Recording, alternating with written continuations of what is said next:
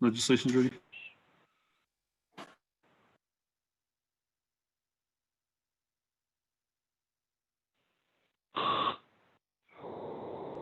Thank you, colleagues. Thank you very much for being on the line again, and thank you very much to the staff for their consideration and moving around, getting us ready for this meeting again today. Good afternoon to everybody that's listening in. We are here. We have a special, we did have a petition out to have a special Navajo Nation Council session. This proposed agenda of the 24th Navajo Nation Council session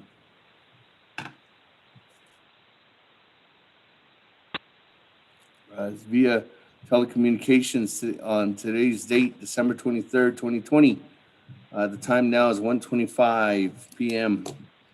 2 days before Christmas, or 2 days after Navajo. Thank you very much again, colleagues, for being online. I'm here in the Navajo Nation Council Chambers in Window Rock, Arizona on the Navajo Nation. Presiding is myself, Seth Damon, Speaker of the 24th Navajo Nation Council. With that, before we go into our agenda, let's go ahead and get a roll call going. Make sure we're good to go. Bobby. Good afternoon, honorable members. Honorable Elmer Begay. Honorable Key Allen Begay Jr. Honorable Paul Begay. Delegate Paul Begay present. Honorable Paul Begay answered roll call. Honorable Nathaniel Brown. Delegate Brown is present. Yes. Honorable Nathaniel Brown answered roll call. Honorable Eugenia Charles Newton. Charles Newton is present from Fairfax, New Mexico. Honorable Eugenia Charles Newton answered roll call. Honorable Amber Canesba Crotty. Delegate Amber Canesba Crotty is calling in from Sheep Springs, Navajo Nation. Thank you. Honorable Amber Canesba Crotty answered roll call. Honorable Speaker Seth Damon. Honorable Speaker Seth Damon is present. Honorable Herman M. Daniels Jr.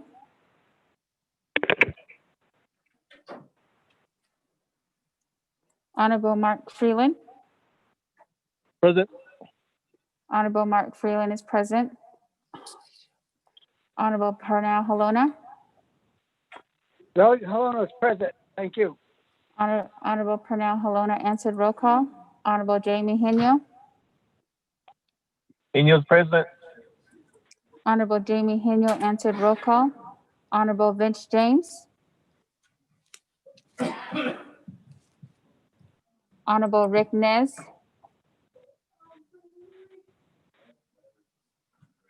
Delegate Rick Nez is present. Honorable Rick Nez answered roll call. Honorable Carl Slater. Present. Honorable Carl Slater answered roll call. Honorable Raymond Smith Jr. Present. Honorable Raymond Smith Jr. answered roll call. Honorable Wilson Stewart Jr. Present. Honorable Wilson Stewart Jr. answered roll call. Honorable Otto So.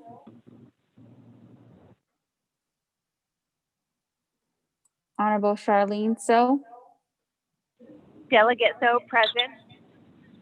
Honorable Charlene So answered roll call. Honorable Daniel So. Daniel So is present. Honorable Daniel So answered roll call. Honorable Eugene So.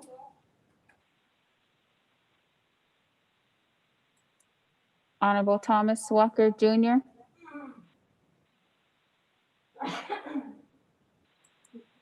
Honorable Edison Winika. Here. Honorable Edison Winika answered roll call. Honorable Edmund Yazzie. Yeah. Honorable Edmund Yazzie answered roll call. Honorable Jimmy Yellowhair.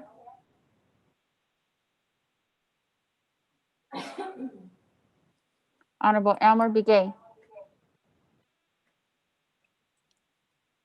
Honorable Key Allen Begay Jr., Honorable Herman M. Daniels Jr., Honorable Vince James, Honorable Otto So, I'm here. I'm here. Honorable Otto So answered roll call. Honorable Eugene So, Honorable Thomas Walker Jr., Thomas Walker's present. Honorable Thomas Walker Jr. answered roll call. Honorable Jimmy Yellowhair. Speaker, you have 18 members present, including yourself. Please Delegate Eugene Begay. So's Elmer present, Begay too. here. Answering. Please Delegate Begay. Elmer Begay. Eugene So too. Honorable Elmer Begay answered roll call. Honorable Eugene So answered roll call. 20 members present, including yourself. Delegate Speaker. Vince James, present. Honorable Vince James answered roll call. 21 members.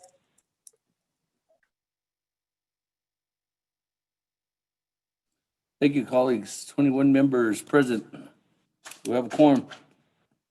That, we do have on here invocation, but I want to say thank you to Honorable Wilson Stewart, who did our invocation this morning for us, so we can go off of that. Thank you again for leading us in that prayer this morning, Honorable Stewart.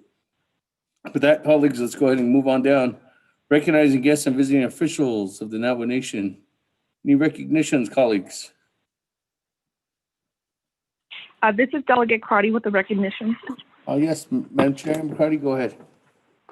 Yes, thank you, Speaker. I want to recognize Denisa Livingston. She's with the Diné Community Alliance, and also Miss Gloria Begay with the Diné Food Sovereignty Alliance, and all of the other individuals who have helped with the Healthy Diné Nations Act, who's on the line. Thank you. And of course, for all of our relatives on the line and chapter officials, staff, keep doing the good work. We appreciate it, and have a safe holiday. Thank you, Speaker. Great, thank you, Madam Chair. Any other comments, questions? Recognitions? If there are none, we can continue on, Speaker, this is colleagues. Daniel. I'm on the line for the record. Okay, good afternoon, Chairman, or Honorable Daniels. Speaker, this Item is number Delegate So. 3, review and Honorable Charlene So. Yes, just right quick, Shajah, if I can give a quick appreciation to a few individuals. I do have a friend, a colleague, former colleague, work colleague, Michael Tall. We've partnered on several community events, and we were able to serve 150 families all together and getting essentials to families in Twasakan. And not only that, to Mexican water. And I really want to say thank you. And there are phenomenal young individuals out in the community today who purchase these care packages, and they're out there. And I see the Facebook posts, and I just want to say thank you so much to them and for all their work and their hard efforts. And it's not easy, during the times that we do distribute and give back to the community. At the end of the day, we still feel like it's not enough. We wish that we can do more. We wish that we have all the money in the world. But I just want them to know that I see them. I appreciate their efforts. And I also want to say thank you to Navajo Hopi Honor Riders. For the past couple of days, they've given out roasts and toys to families that cannot afford to give Christmas gifts to their kids, and families that are in isolation. So, it's one big family. We're as Diné Kliniki, we take care of our own. So thank you so much. Thank you, Shajah. Thank you, Rosaline. So thank you to everyone out there for helping out in her community. That, colleagues, there's no other announcements, recognitions. We can go to the agenda. Review and adopt the agenda. Mr. Rico, colleagues, go ahead, Mr. Rico. Mr. Speaker, members of the 24th Nomination Council, proposed agenda of the 24th Nomination Council special session via telecommunication, December 23rd, 2020, Navajo Nation Council Chamber, Winter Rock, Navajo Nation, Arizona. Presiding, Honorable Seth Damon, Speaker, 24th Nomination Council. 1, call meeting to order, roll call, invocation. 2, recognize guests and visiting officials to the Navajo Nation. 3, review and adopt the agenda. 4, reports, none. 5, old business, none. 6, new business, new business A, legislation 0309-20. 7, close of session, announcement, adjournment. Mr. Speaker. Thank you very much for that, Mr. Rico. Could I get a motion? Motion by Charles Newman. Here, Charles Newton. Is there a second? Second, Alona. Hold on. That, colleagues, on the agenda, before I go to the floor, I just want to announce that if we could remove legislation 309-20 as that legislation is still not obligated. Colleagues. Is Henia. Chairman Hinu, Amen. floor is yours, Chairman. Kaya nasa sila, Speaker David Shinanta. Alam ko Shinanta, 24th Navajo Nation Council. Amendment number 1 is ito. Is to add legislation 285-20 to new business items. That's my amendment. At the same time, along with that amendment, to remove 309-20 from the new business A, and in its place put 285-20. I amend motion to start the Speaker David. Thank you. That motion Speaker, to Eugene amend So. 285-20 by Chairman Hinu, and then also to remove 309-20. So second by Honorable Eugene So. I'd like to make amendment to that motion. Okay, well, let me get a second first. Speaker. Second, Daniel too. Elmo too. Second by Chairman Daniel So. Honorable Eugene So, go ahead. Speaker, put me in the queue, Auto So. Okay. Honorable Eugene. Speaker, Yate, I just request for emergency legislation, and I don't know if they inform you on it. It's not even ready yet.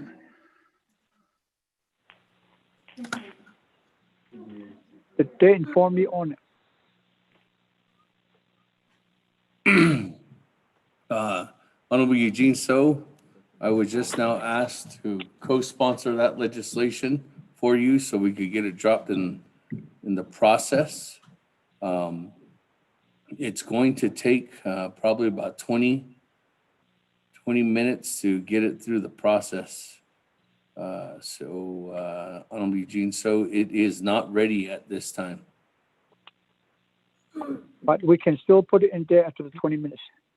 Yes, you can. If we're still on here and we should receive it, we can add it on to. You're more than able to add it onto the agenda. But if we don't have it uploaded and posted, we cannot add it onto the agenda until it does. If we approve the agenda items as is, and we come back later to it, Honorable Eugene So, you can still add it on. I can come to you and add it on. But at that time, Honorable Eugene So, you will need 16 votes in order to amend the agenda. Okay, thank you. Okay. With that, Speaker Damon, Delegate Paul Begay. thank you, Honorable Paul Begay. I'll put you in the queue. Honorable Otto So. Thank you very much, Speaker. I would like to request to add on the legislation, the motioning party. I forget the legislation number. I get your staff to help me there. it's related to the Navajo Hopi Land Commission's plan of operation, and I believe it's just waiting for council's approval or council. And I would like to add that legislation. I believe it's the override. Thank you. Okay. Reserve my time. Okay, reserve your time at 4 minutes, 31 seconds. And Honorable Artisan, on the amendment, that's legislation 0281-20. It's a request to modify. Chairman Hinu, that request to modify on 281-20. Oh, bueno, oh. Okay, with that, Chairman Daniel So, request to modify to add that legislation on. Oh, Abila. Link. Okay. Thank you. That, colleagues, at this time, we have legislation 281-20, 285-20, and removing 309-20 off the agenda. With that, going on to Honorable Paul Begay. Honorable Paul Begay, the floor is yours. Thank you, Speaker, or Chair, Speaker, Damon Chita. I would like to also ask the motion party to include legislation 0287-20, a matter of reinstatement of William to the member of the Navajo Nation. Kindly ask for your request. Thank you. Okay, with that, 0287-20, an action related to the Health, Education, and Human Services, NABI and Council approving the reinstatement of Willard Synergy as member of the Navajo Nation. Honorable Hinu, Chairman, request to modify. Oh, Abila, oh.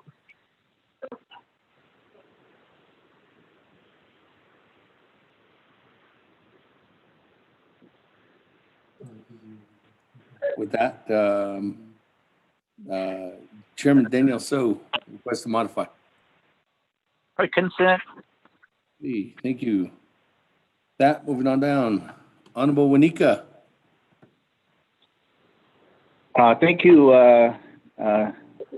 Speaker, members of the Navajo Nation Council. I would like to also ask the motioning party to add legislation 0299-20. This is also a reinstatement to the Navajo Nation for two individuals, Jennifer Moses and Harry Moses, to the Navajo Nation. I would appreciate that addition to the agenda. Thank you.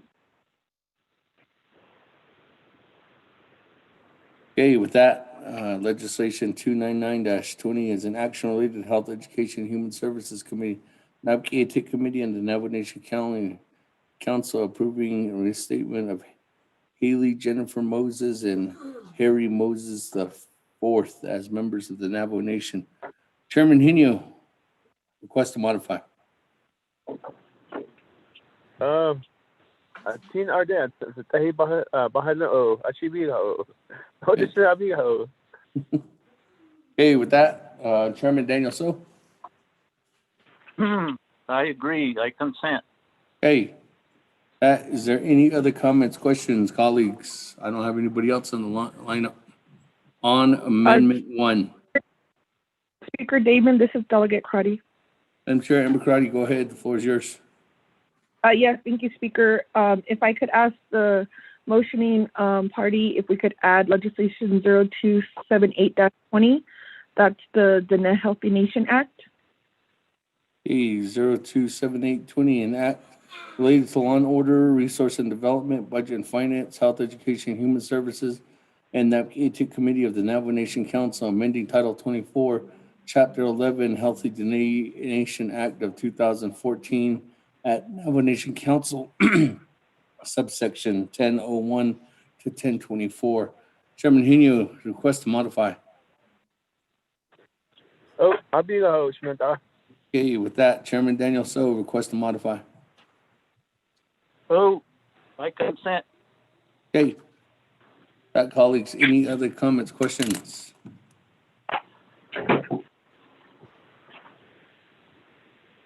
If there's Chair, none, Speaker, this is Delegate Slater. yes, Honorable Slater. Go ahead. Thank you. Could we get an update on the legislation for the power? I believe it's the 1.9 million for that. And then I asked for 311-20 to be converted into emergency legislation for consideration today. I was informed it may be ready around 4. I don't know if there is an update to that at this time. Thank you. That's what I'm requesting. Legislation 312-20 is ready, and that legislation will highly be suggested to be added onto the agenda, Honorable Slater, and that's the one that's referring to the 500 megawatt election transmission line, and that's the one that's asking for the payment to the Bureau of Reclamation, and that legislation is ready to be added on. I can't speak to the adding to the emergency legislation, but I can go to Ms. Barbara.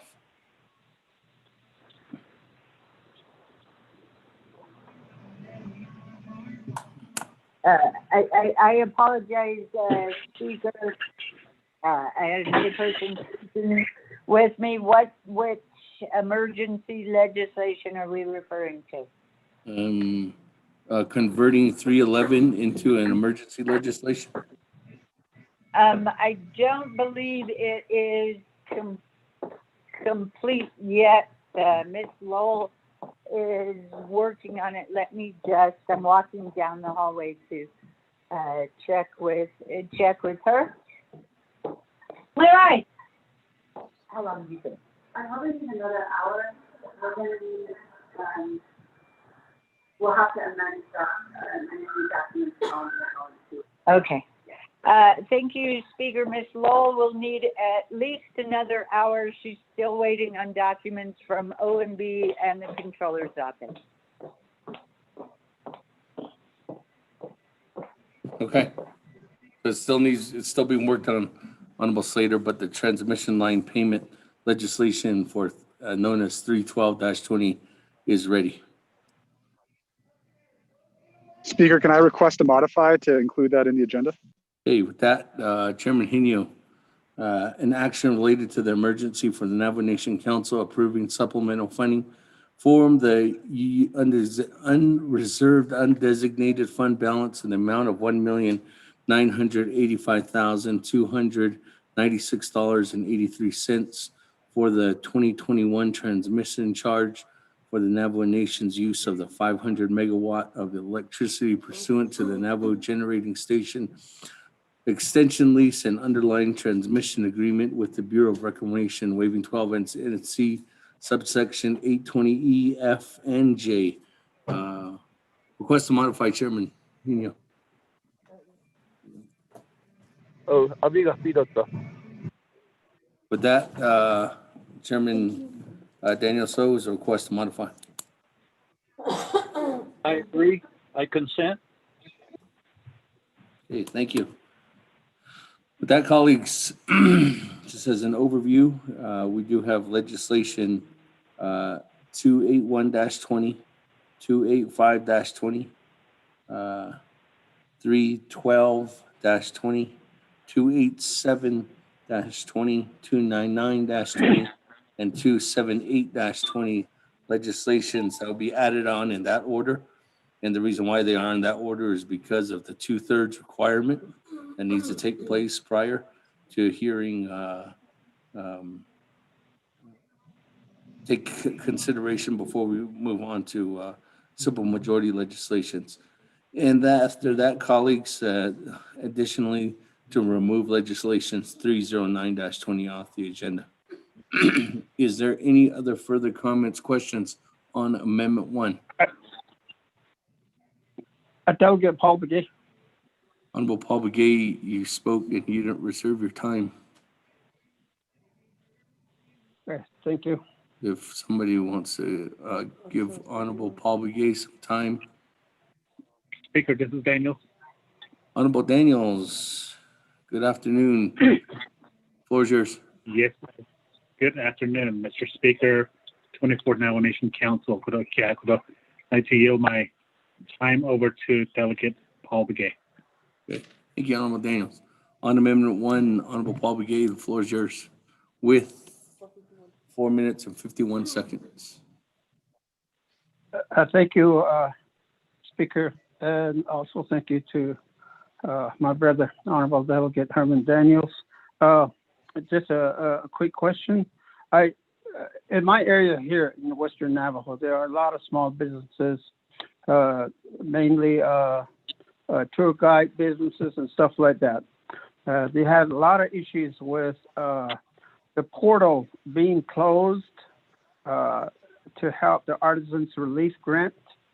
They are asking a lot of questions. I'm hoping that there's a way or some type of a report that can be given to address the Artisans Relief Grant portal. Why, if it can be reopened, there are a lot of questions because of the amount of our business people that are in the northwest corner here around the Kaibito copper mine area. So that is my question. Is there a chance that we could get a report related to that, the Artisans Relief Grant portal? It is the portal that has a lot of questions being asked about. Thank you.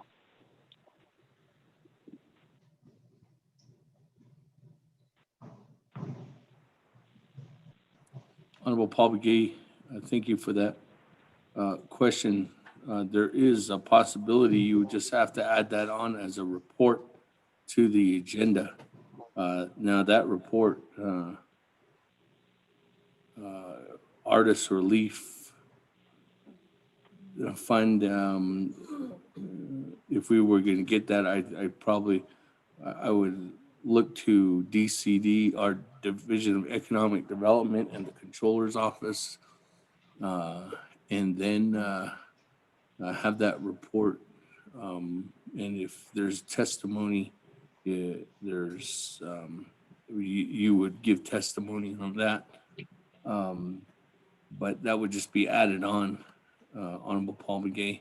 You just have to request to add that onto the agenda. Now, Honorable Paul Begay, just being mindful that that would be the first item on the agenda, and if there's no, if we can, we'll reach out to those entities. But again, it usually takes a 24-hour notice is best in order for them to prepare a report. Just as a heads up, as before, when we come on to some of these reports and individuals aren't prepared, or they don't respond in a timely fashion. So I just wanted to let you know too, as well, Honorable Paul Begay. But you're more than welcome to add that on at any time. May I respond?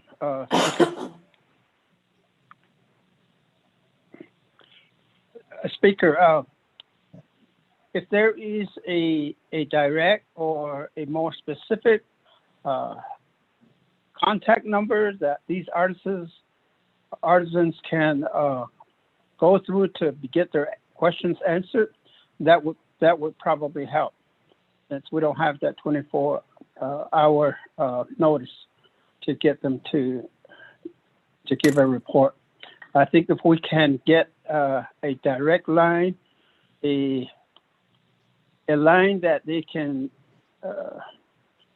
they don't have to have the runaround. I mean, they're trying to get answers and they are unable to get answers. We need a very, how do I put this? A line, a direct communication line, whereas they need answers to their questions. If that can be, if that information or that information line can be given to us, we can relate to our constituency, those people with the businesses. Thank you. Get that information.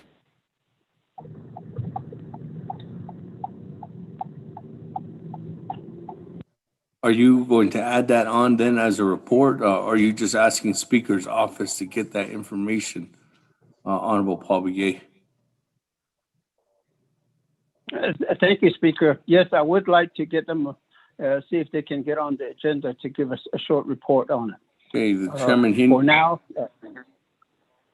Okay, Chairman Henia, there's a request to modify to put, add a report for,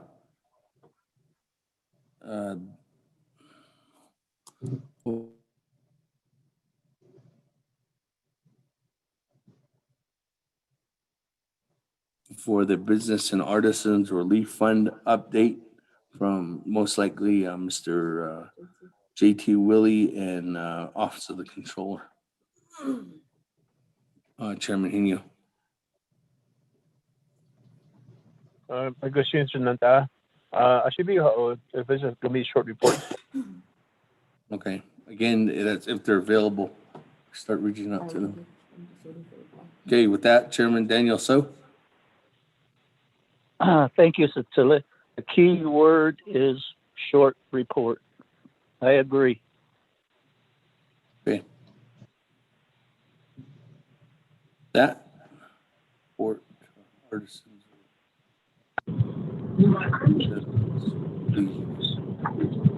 Speaker, this is Delegate Yellow here. I'm on the line for the record.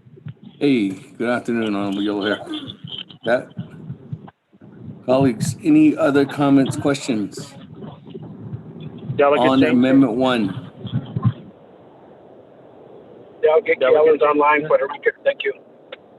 Honorable Keon Begay is on the line for the record. Honorable James. Here there's another speaker and then members of the council.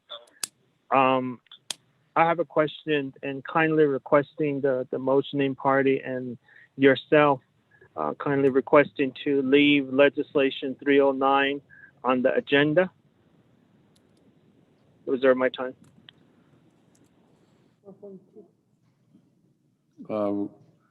Legislation 44 reserve your time 4 minutes 42 seconds. When it comes request to modify to leave 309-20, unfortunately 309-20 is still at Navajo Committee. Honorable James. And if it still is left on the agenda, I'm just going to go over it because it's not, I don't have a committee report.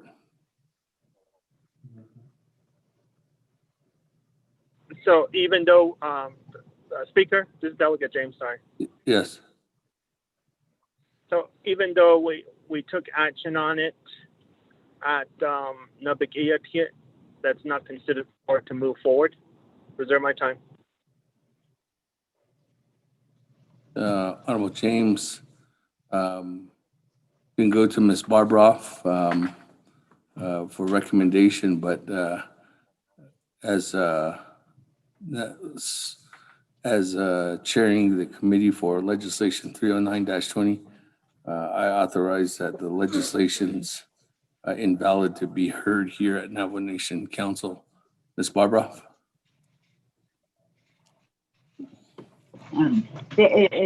Thank you, Speaker. So after consultation with the Office of Legislative Counsel, my office did take the position that the legislation would move on without any amendments, that hearing it was action. However, I was informed that prior legislative counsel had advised the speaker differently, and council had been acting under that direction previously.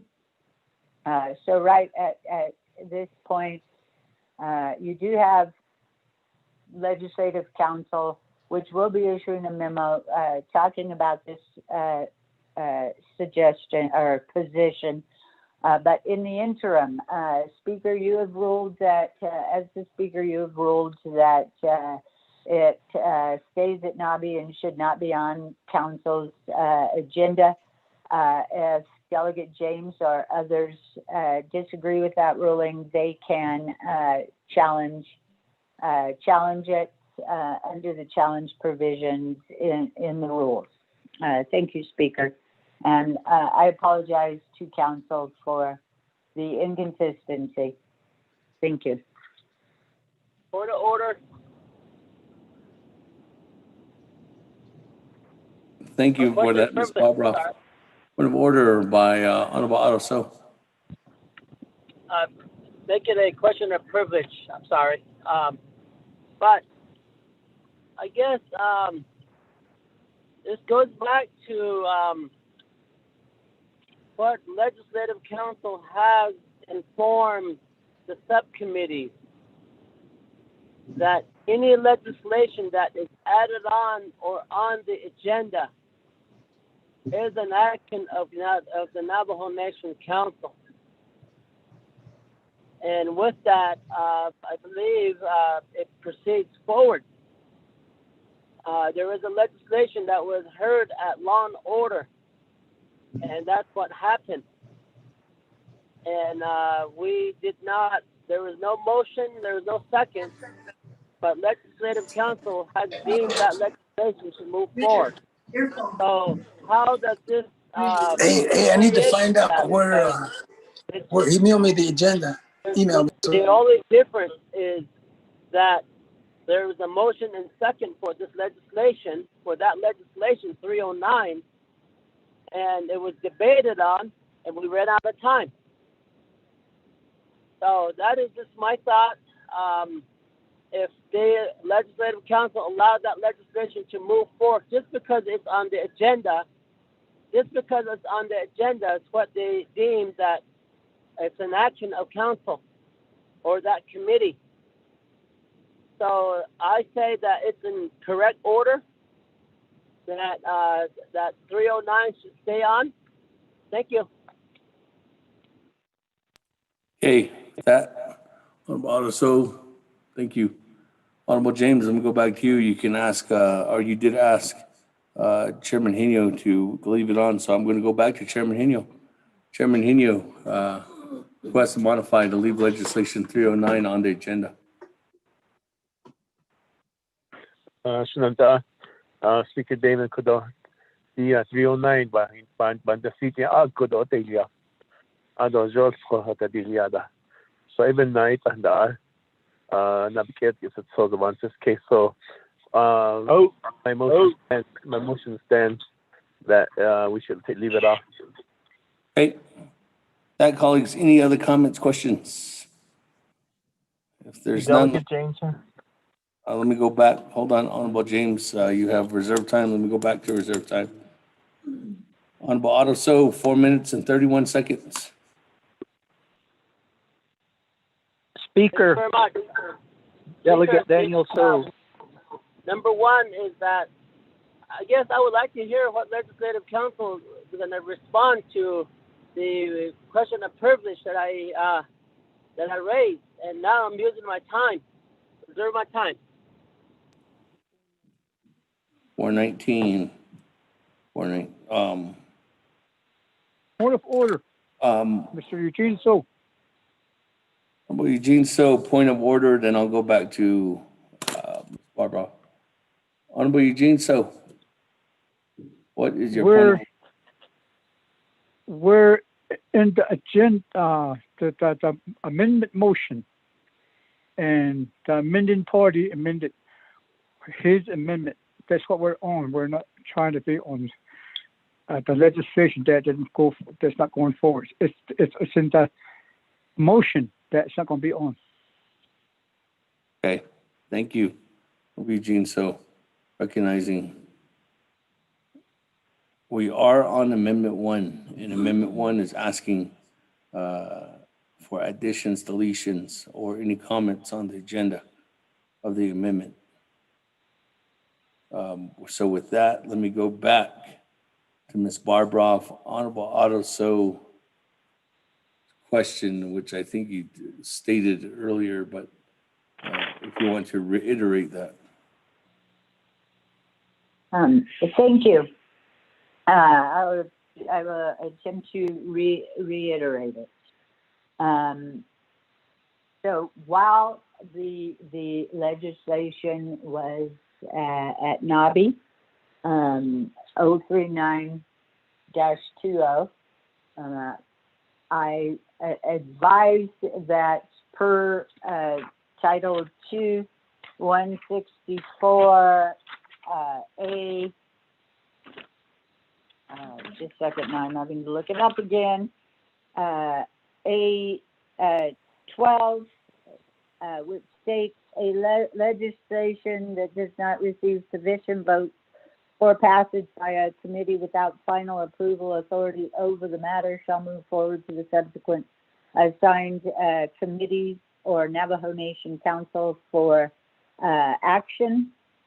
And I said that because of that, NABI 039-20 would move on to council without any amendments, that NABI debating it, hearing it was an action, placing it on an agenda is an action. And so once the legislation is on your agenda, it's going to move on unless you are final authority. But now I realize that there is an additional issue with 039-20, and that is there are not committee reports. A legislation cannot be on your agenda without committee reports. So that is what I should fully advise, depending on how Speaker rules on my advisement. If you disagree with Speaker's ruling, then it can be challenged under your rule provisions, and your rule provisions are, or your challenge provisions are in. Just a second, I just had it in front of me. Your challenge provisions are in Rule 25D. Thank you, Speaker. Thank you, Delegate. So I hope I addressed your point of privilege. Thank you. Thank you, Ms. Barbara. Let me go on then to reserve time. Honorable James, 4 minutes, 37 seconds. Speaker, I'm really kindly requesting the motioning party to withdraw with deleting legislation 309 off of the motioning. So, our chapters are in really dire need. The more we continue to play this kind of game of going back and forth, we're losing individuals out there.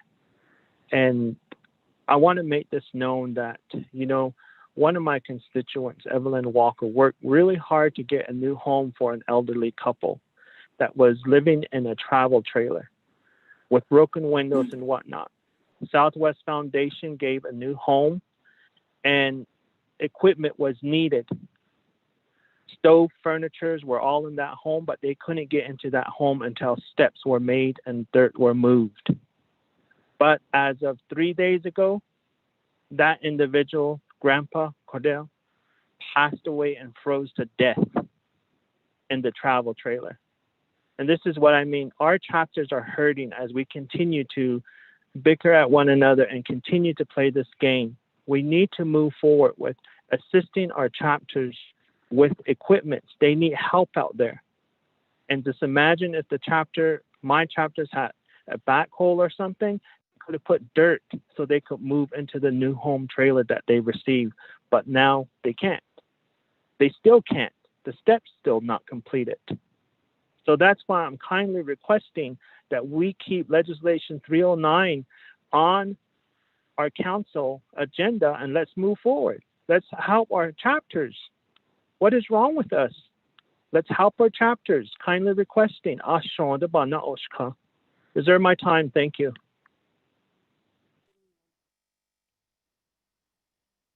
Thank you. There's a second request to modify Chairman Hino. Again, Shananta, Levi, it would be out of order still, even if we leave it on there, because of the fact that there's no committee report. And so, you know,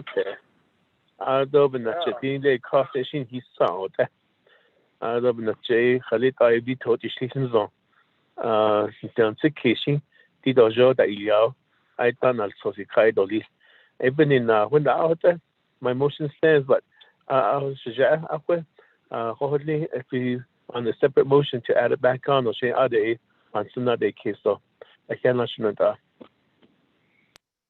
Colleagues, what we can do, I just now talk to staff. If there's an immediate need, we're willing to host a Nabi on Sunday morning and then a special council session on Sunday afternoon. Or we could do it on Monday. That's what we could do. We could bring it back up on Nabi, legislation 309-20. And we could have a continuous Nabi on either Sunday morning or Monday. The only thing that we have right now is RDC has a work session. And I can reach out to that. But Sunday, I have individuals who are willing to do that.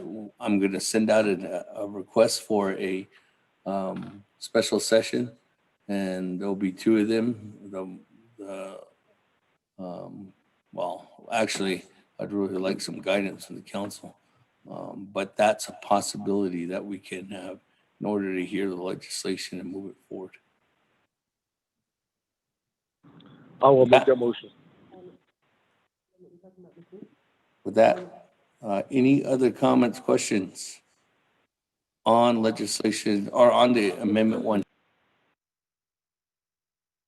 Speaker? Chairman Edwin Yazzie. And Speaker, good ears. And to my colleagues, to keep the legislation on is what we're talking about. I mean, if we want to hear it right now, I mean, within this session, I'll make the motion. I mean, with all due respect, Speaker, on your motion and your decision, but I'll go ahead and challenge that to keep that on today's agenda. So that'd be my motion. Okay. With that, Chairman Yazzie,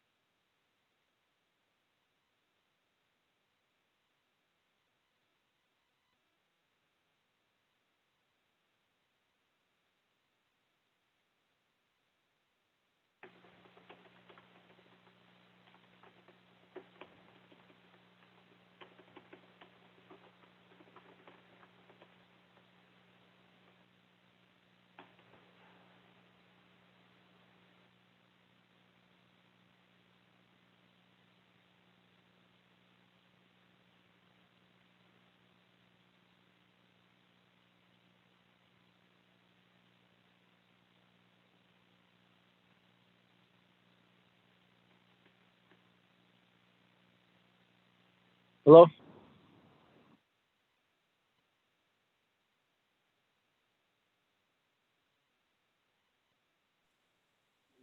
Let's counsel, this is the question I have right now.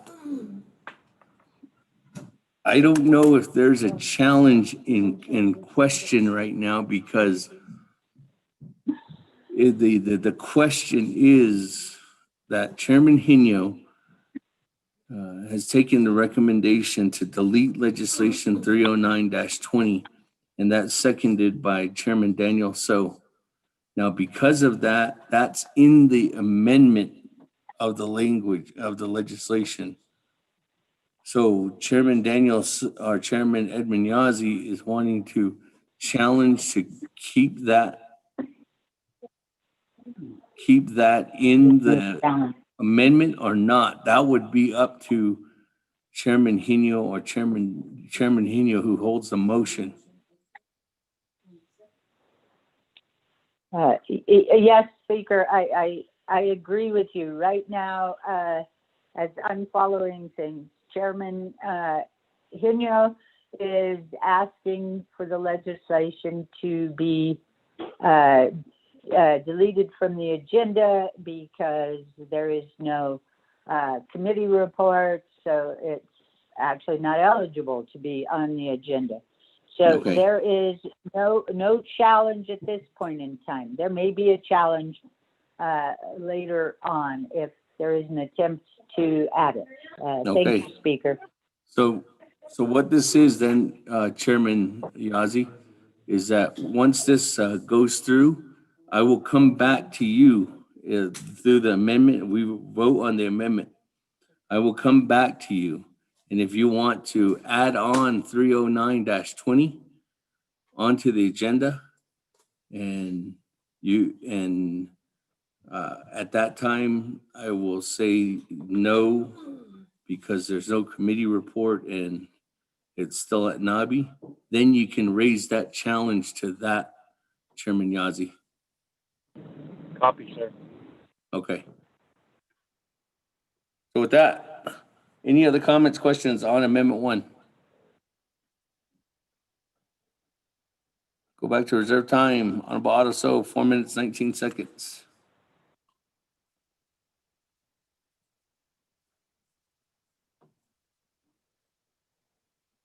Reserve my time. 4 minutes, 18 seconds.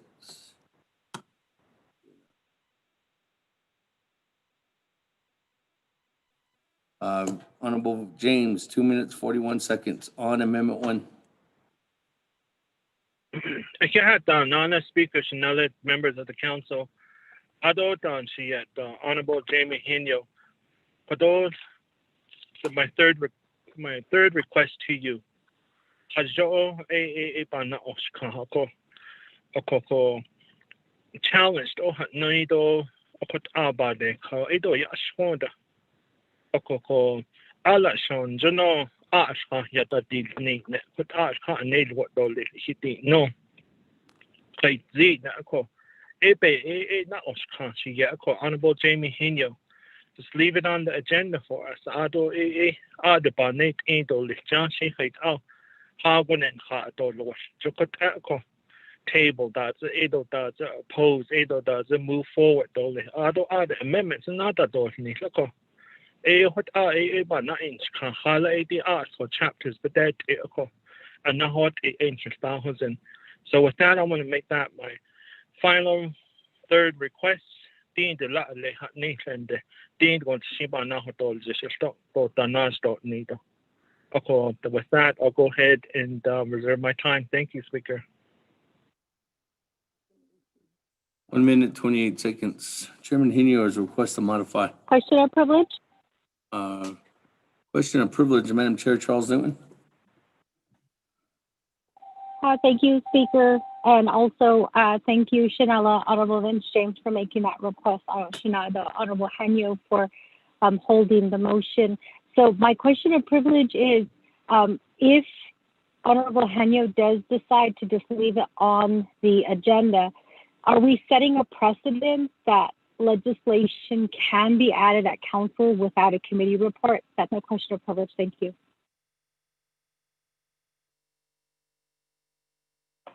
No. There has been items that have been added on at the council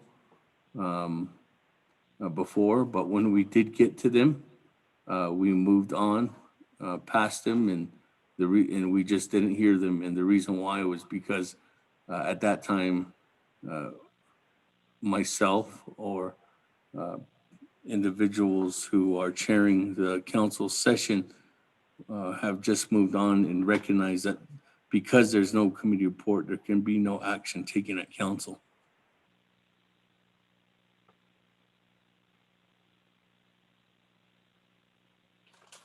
And the reason why is there has been some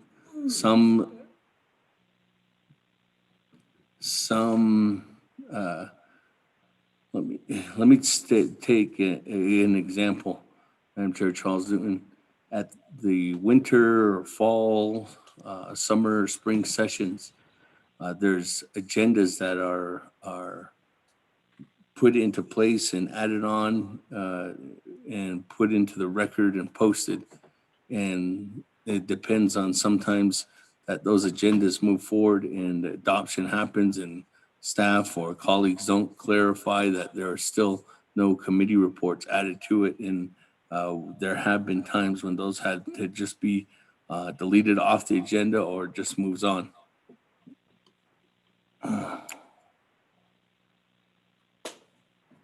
With that, colleagues, any other comments, questions on Amendment 1?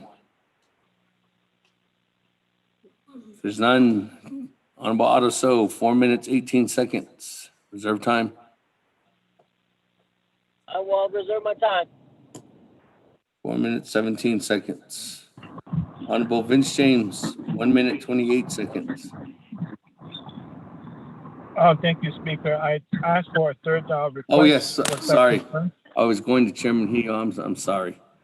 I was confused. Chairman Henio, there's a request to modify. Okay, kailan sinanta the request to get a job. I need nothing. We are lawmakers. Oh, and yeah. we are also we are taking an oath to uphold the law and the policies. I need nothing. English. That's our duty. Oh, and are we above the law? Can we just waive things that are when? Not committee report at then that we can't hear it. But that's a bit I still, with all due respect, Shajah, I still stand with my amended motion. Thank you. With that, Honorable James, 1 minute, 28 seconds. Shahatan, Speaker, other members of the council. Honorable Jamie Hino, another Honorable Eugenia Charles Newton, that kid. Clear as mud had need our Speaker on how some items have moved forward and we still address issues. ACA car yet basically zendo be atakuni zeno. Benina akote okoto ade koto nista ako. The queen the shin what up is cut a lower door. Be cut a J ako. Ashon the bana Oscar. Kindly requesting for the fourth time to leave legislation 309 on the agenda of special council session. Thank you. Reserve my time.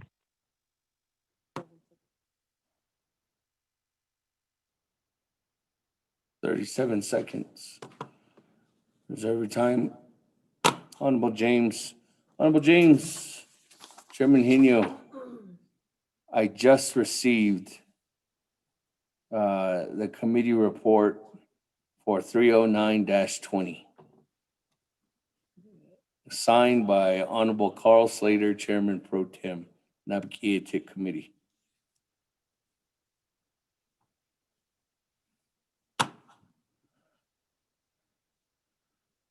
Chairman Henio, there's a request to modify.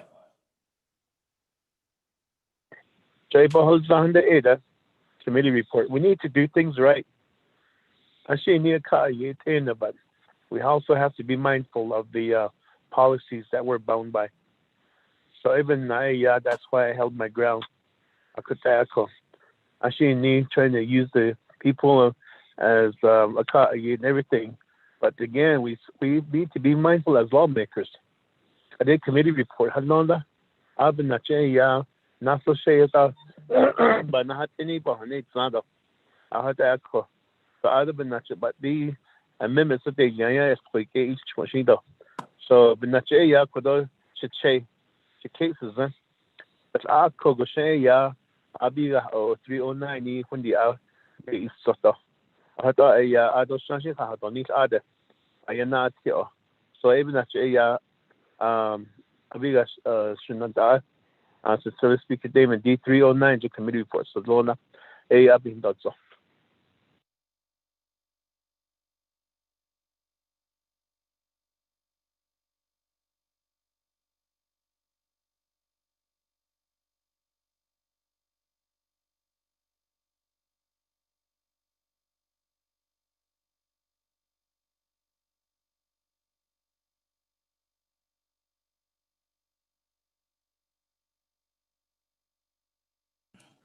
Chairman Daniel So.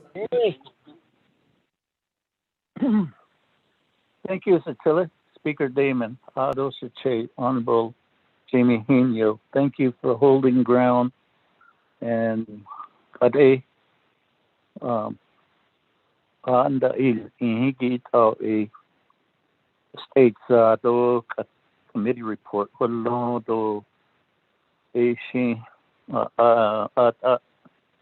edole and the cases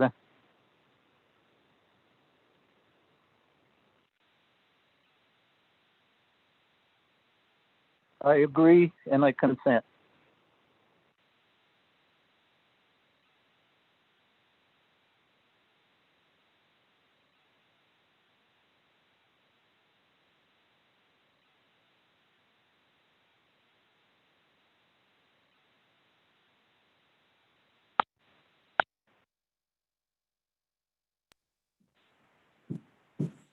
Thank you.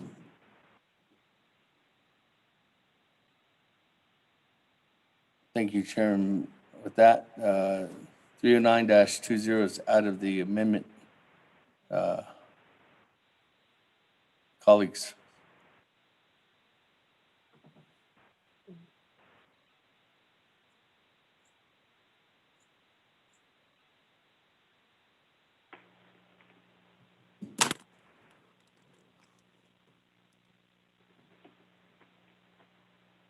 Colleagues, any other comments, questions? Point of question. Eugene, so. Honorable Eugene So. Regards to the 309, without the amendments, does that mean it has to go without the amendments, or do we have to debate on some more amendments, adding on quotation?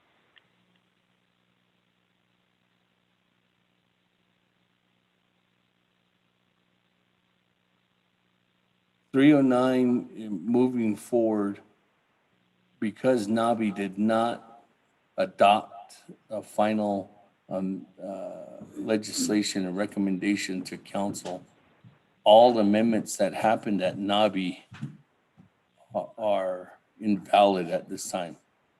The only thing that's valid is the legislation itself that would be going towards council. So the amendments would have to be redone here at council. Honorable Eugene So. Thank you. With that, colleagues, if there's no other comments, questions, Honorable Otto So, 4 minutes, 17 seconds. Hey, way by time. Thank you.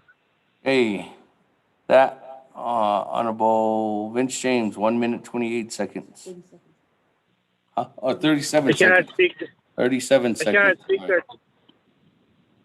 Speaker, members of the council, Adotan, Honorable Jimmy Hino Doshiche, Honorable Daniel So, Keno Ajito Kodo Committee Report, Hatado Sagi, staff no Senigi, Thank you. The rest yields the rest of my time. Hey, any other comments, questions, colleagues? If there's none, I'd like to say something.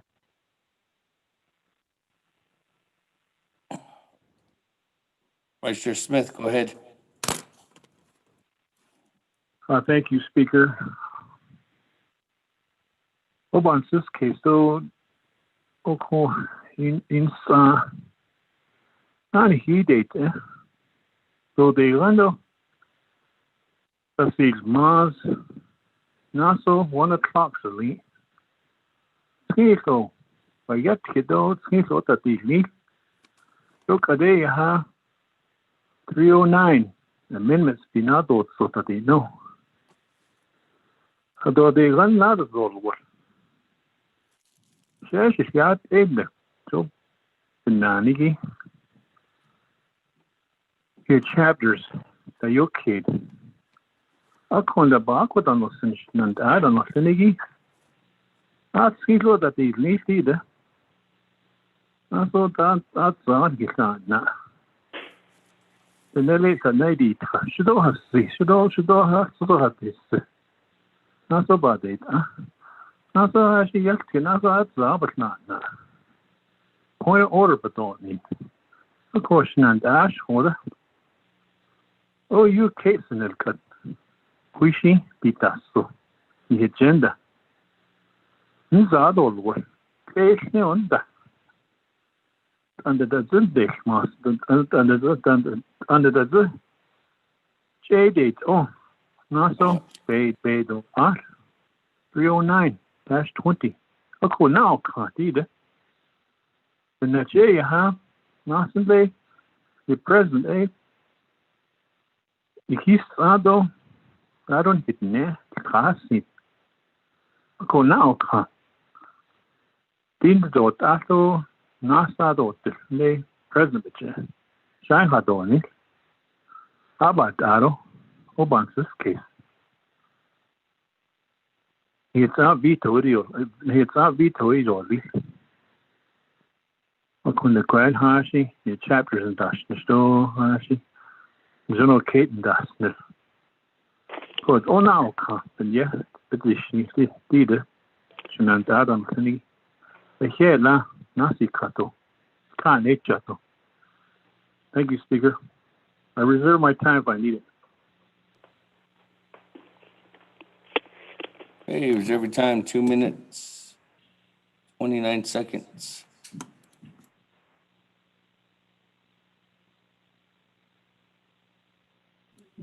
Hey, any other comments, questions on Amendment 1? There's none. Vice Chair Smith, 2 minutes, 29 seconds. I'll go say Speaker, okay, waive the rest of my time. Okay, with that, colleagues, if there's no other comments, questions, let's go to the board on Amendment 1. Well, actually, second reading, just for clarity.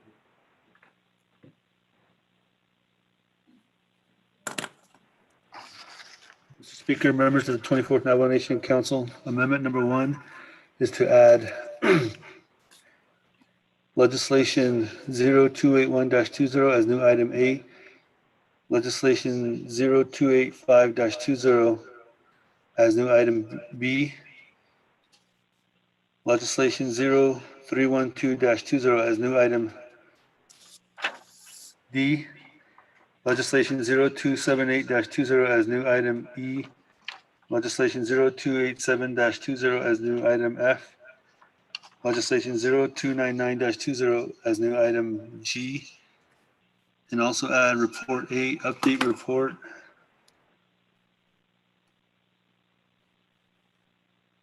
Update report from Division of Economic Development, Office of the Controller on the Navajo Artisan Relief Grant Portal process.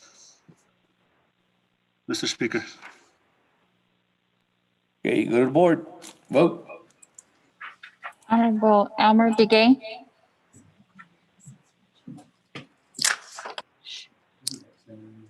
Honorable Key Allen Begay Jr.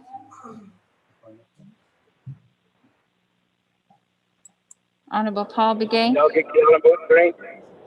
Honorable Key Allen Begay Jr. votes green. Honorable Paul Begay. Delegate Paul Begay votes green. Honorable Paul Begay votes green. Honorable Nathaniel Brown.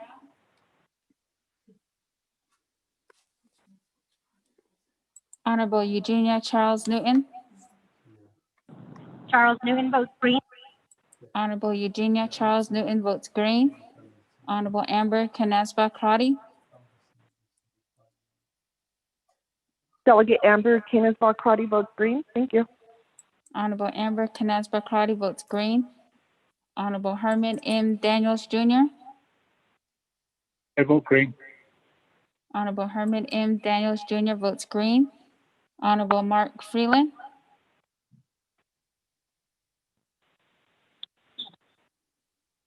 Honorable Pernell Halona. Halona votes green. Honorable Pernell Halona votes green. Honorable Jamie Henyo. Henyo votes green. Honorable Jamie Henyo votes green. Honorable Vince James. Delegate James votes green. Thank you. Honorable Vince James votes green. Honorable Rick Nez. Delegate Rick Nez votes green.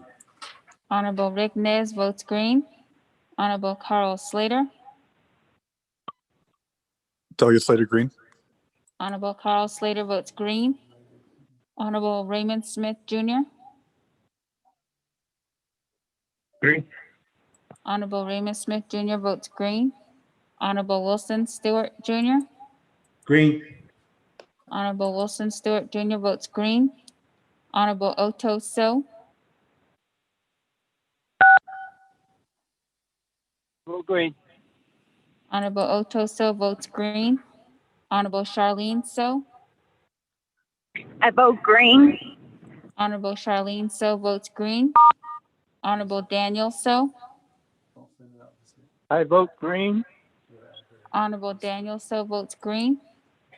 Honorable Eugene So, Okay, Joe, thank you. Honorable Eugene So votes green. Honorable Thomas Walker Jr.,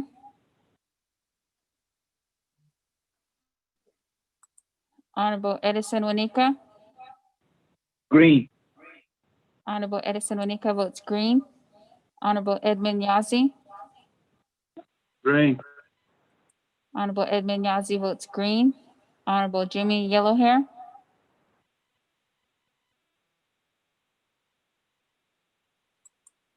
Honorable Elmer Begay, Honorable Nathaniel Brown, Delegate Brown votes green. Honorable Nathaniel Brown votes green. Honorable Mark Freeland,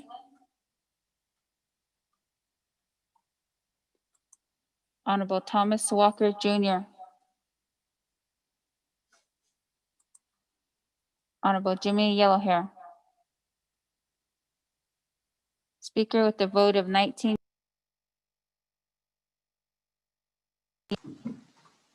That 19 in favor, 0 opposed. Speaker not voting, motion carries. That back to the main motion on the agenda. Chairman Edmund Yazzie said it would come Speaker back to you. Freeland, could I vote green, Speaker? I lost signal. Get Honorable Freeland. No. Honorable Freeland, with your vote, what do you vote? How do you vote? Green. Green, I was muted, Speaker. 20 in favor, 0 opposed, chair not voting. Motion carries. Honorable Chairman Edmund Yazzie. I said, Speaker, members of the council, I don't know if it's my hearing, but on the legislation that we were talking about for the chapters, I understand that there was going to be, this probably be a question of privilege for the record. So that's on the agenda, correct? And then next is the amendment has to be added on for the chapters. Is that correct, sir? yes. Question? Your amendment was not taken, it was left at Nabi. Okay. Even if we voted on, even if we have voted on it on the record during Yes. NABI. Yes. Okay. Well, just put me in the queue when that legislation comes up so we can add the amendment. Okay. All right, colleagues, any other comments, questions on the agenda? If there's none, going once, twice, 3 times, second reading. Mr. Speaker, members of the 24th Nomination Council, you have one amendment. Amendment 1 is to add legislation 0281-20 as new item A, 0285-20 as new item B, 0312-20 as new item D, 0278-20 as new item E, 0287-20 as new item F, 0299-20 as new item G, all under new business. And also to add report A, update report from the Division of Economic Development and the Office of the Controller on the Navajo Artisan Relief Grant Portal process. Mr. Speaker. Hey, let's vote. Honorable Elmer Begay. I vote green. I vote Honorable, green. Honorable Elmer Begay votes green. Honorable Key Allen Begay Jr. Delegate Key Allen votes green. Thank you. Honorable Key Allen Begay Jr. votes green. Honorable Paul Begay. Delegate Paul votes green. Honorable Paul Begay votes green. Honorable Nathaniel Brown. Delegate Brown votes green. Honorable Nathaniel Brown votes green. Honorable Eugenia Charles Newton.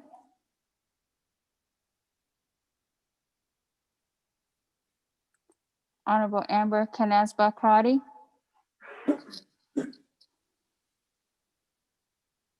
Delegate Amber Canesbaugh Crotty votes green. Thank you.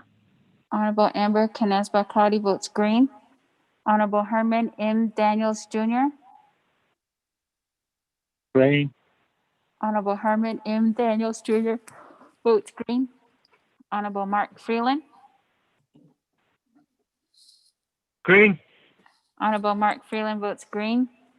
Honorable Pernell Halona. Halona votes green. Honorable Pernell Halona votes green.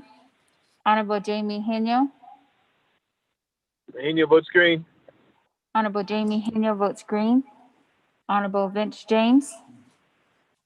Delegate James votes green. Thank you. Honorable Vince James votes green. Honorable Rick Nez. Delegate Rick Nez votes green. Honorable Rick Nez votes green. Honorable Carl Slater. Delegate Slater green. Honorable Carl Slater votes green. Honorable Raymond Smith Jr. Green. Honorable Raymond Smith Jr. votes green. Honorable Wilson Stewart Jr. Green. Honorable Wilson Stewart Jr. votes green. Honorable Otto So. I vote green. Honorable Otto So votes green. Honorable Charlene So. I vote green. Honorable Charlene So votes green. Honorable Daniel So. Daniel So votes green. Honorable Daniel So votes green. Honorable Eugene So. Delegate O'Shea. Honorable Eugene So votes green. Honorable Thomas Walker Jr. Thomas Walker votes green. Honorable Thomas Walker Jr. votes green. Honorable Edison Wanika. Green. Honorable Edison Wanika votes green. Honorable Edmund Yazi. Green. Honorable Edmund Yazi votes green. Honorable Jimmy Yellowhair.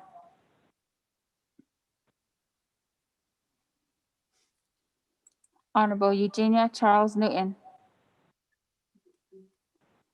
Honorable Eugenia Charles Newton votes green via text. Honorable Jimmy Yellowhair.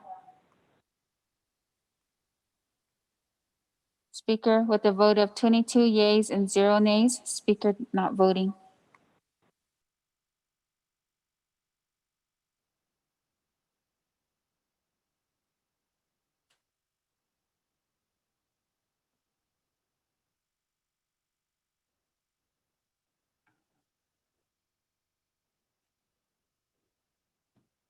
Thank you. 22 in favor, 0 opposed.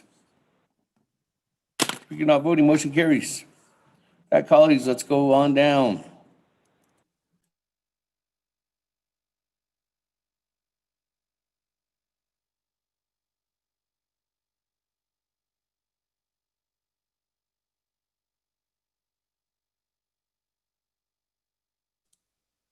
Thank you. Let's go on down to item number 4.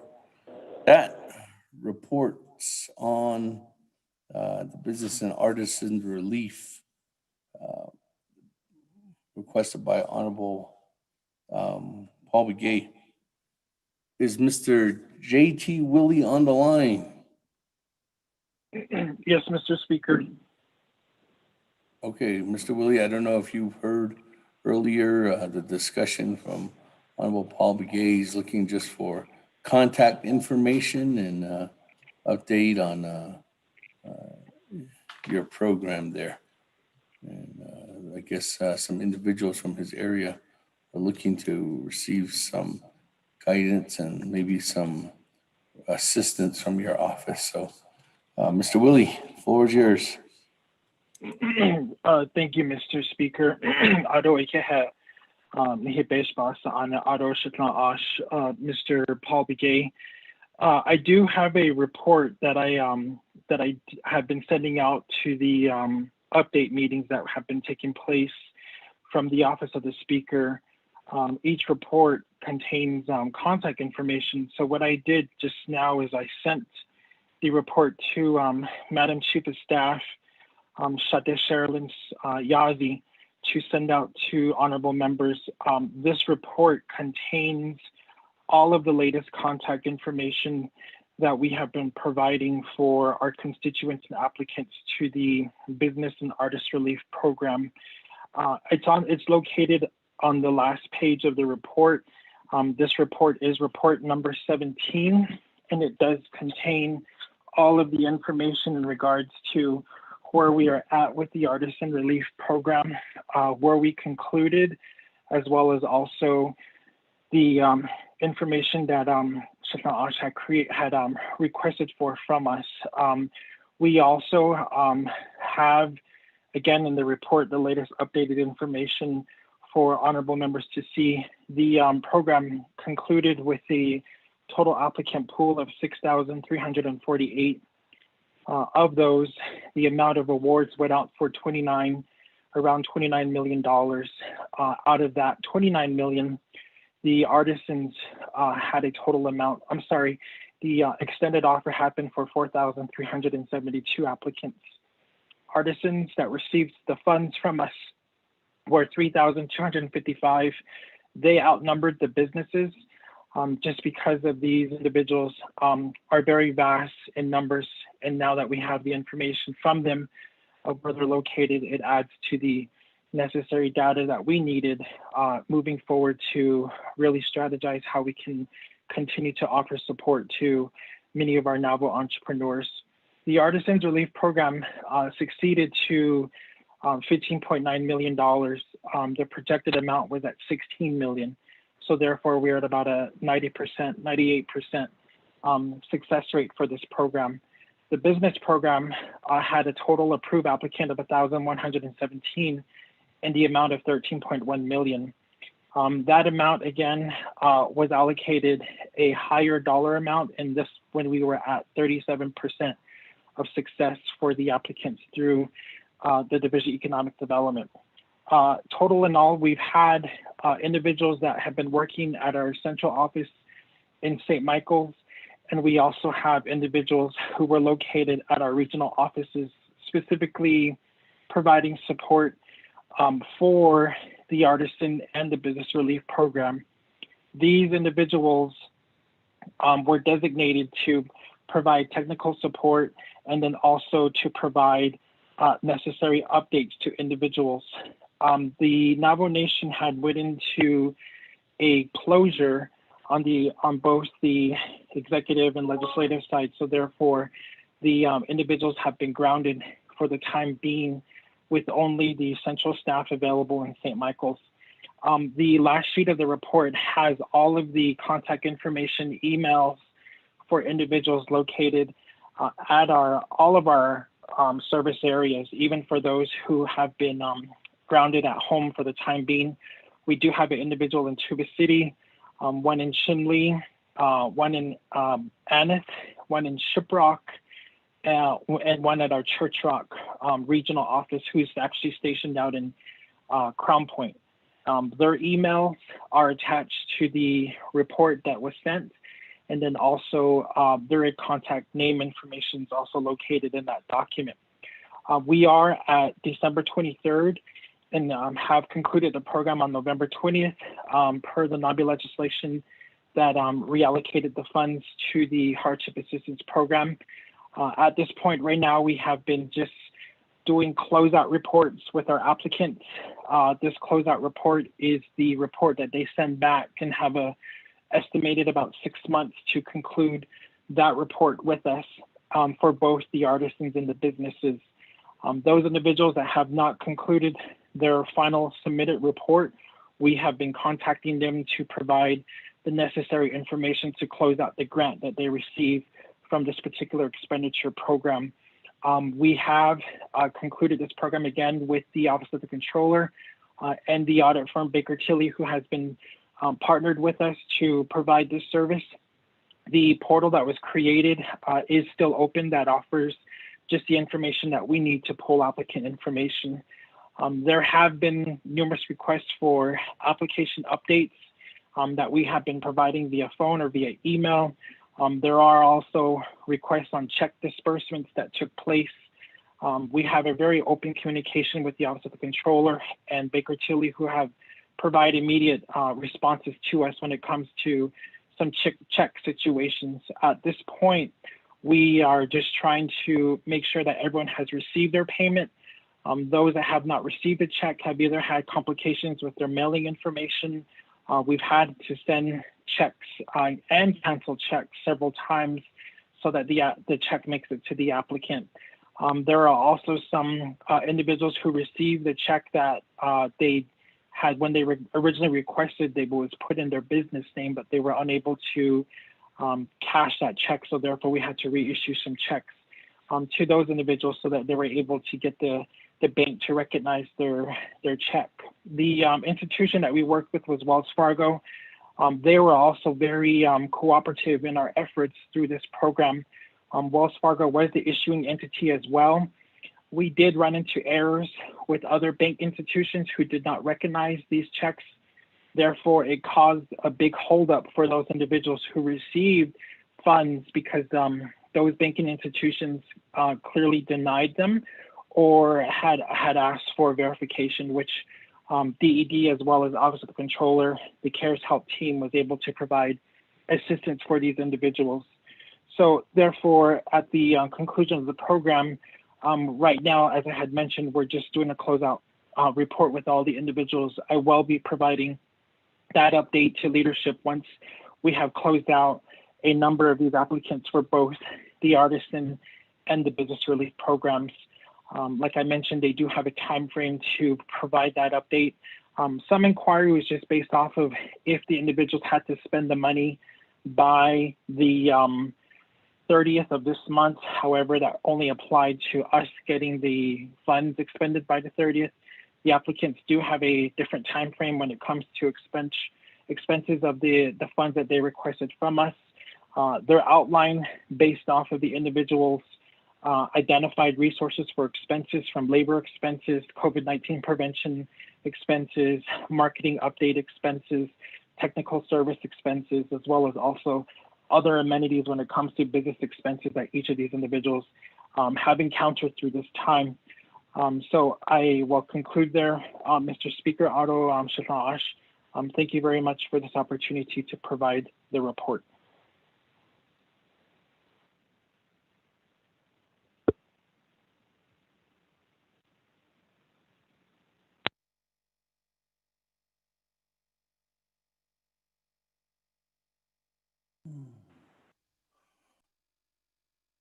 Speaker, you might be on mute. Delegate Paul Begay. Thank you, colleagues. With that, thank you very much. Mr.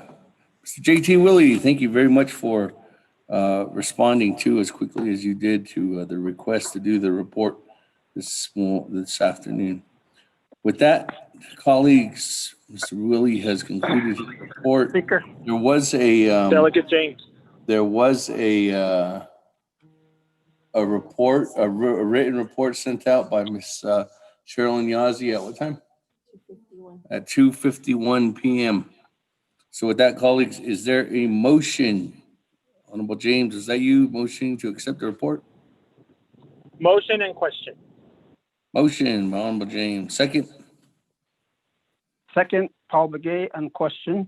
Okay, with that, Honorable Paul Begay, you were in the queue first, so Honorable Paul Begay, go ahead. And I'll come to you, Honorable James. Thank you. Thank you, Speaker. Mr. JT Willie. Thank you for the report. The main concern that we have is, from window outside, was there a plan set in place? Because as I mentioned about a week ago, and this was in reference to the hardship funding, we have people out there that are not schooled in IT, computer knowledge.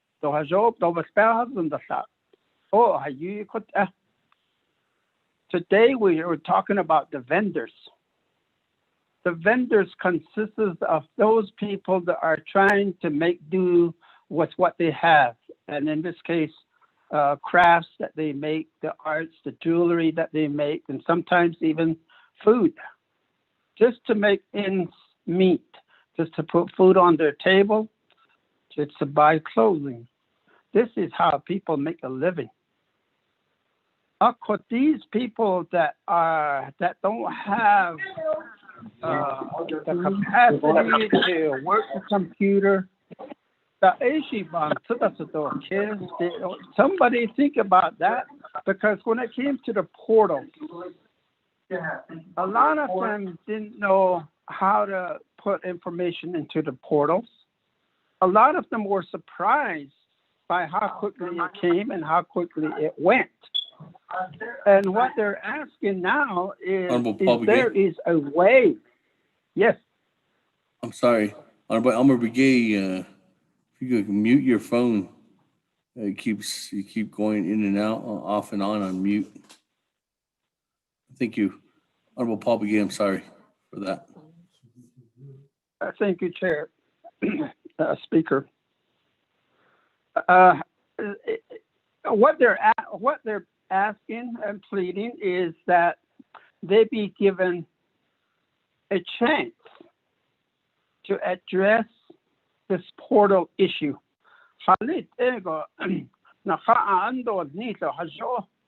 Those questions that are being asked of us can be addressed or put into the portals.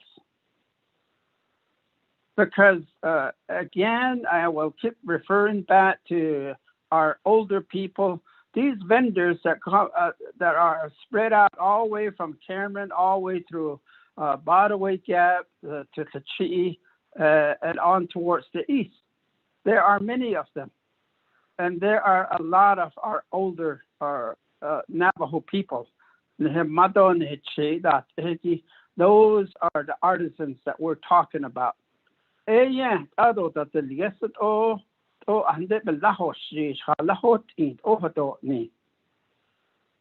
now the portals are closed. And how do we help those people? Because to me, I don't think anybody foresaw that or took into consideration that these people needed help with the computer to insert information into the portal, what they were asking from OOC, and what they were asking as far as how they're going to get help and funding. Although there's talk, there's information out there that people are saying that the Navajo Nation has the ability to overturn this decision so that these people can be helped with the reopening of the portals. I don't know if that is correct. All I know is that the Navajo Nation Council approves the funding, and it goes across to the executive side and the Office of the Controller for administration and distribution of funding. And how, as far as how the portal can be reopened to help those people that still need help to enter information into the portals, how do we do that? Mr. Willie, I see it, the Nita Okan.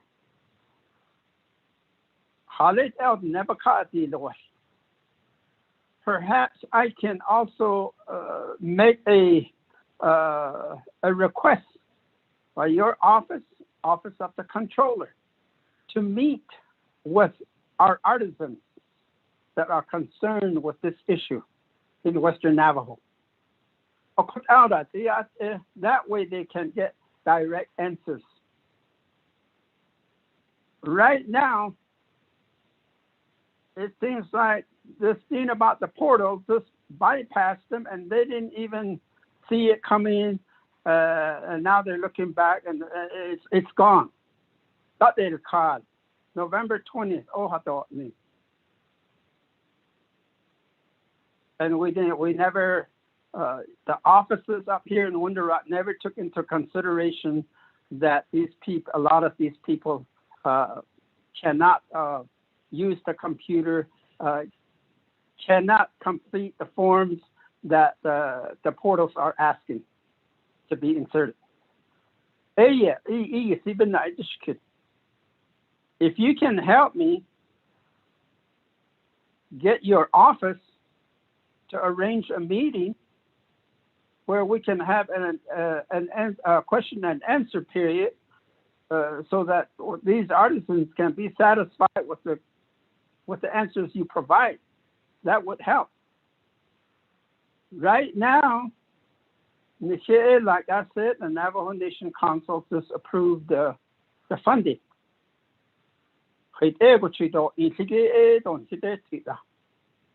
That is not for us to decide for when it is going to be closed. And the other question I want to ask or be answered is that, does the Navajo Nation Council have the ability to reopen the portal? And this question from one of the artisans is all we're asking is for 1 day to insert all those questions that they're the portals, the answers that were not inserted into the portals. How can we help these people?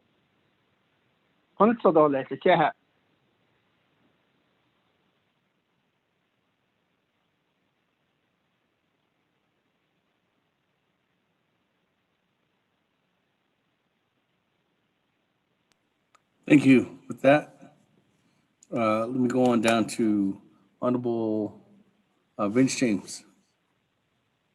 Then I'll come to you, back to the presenter.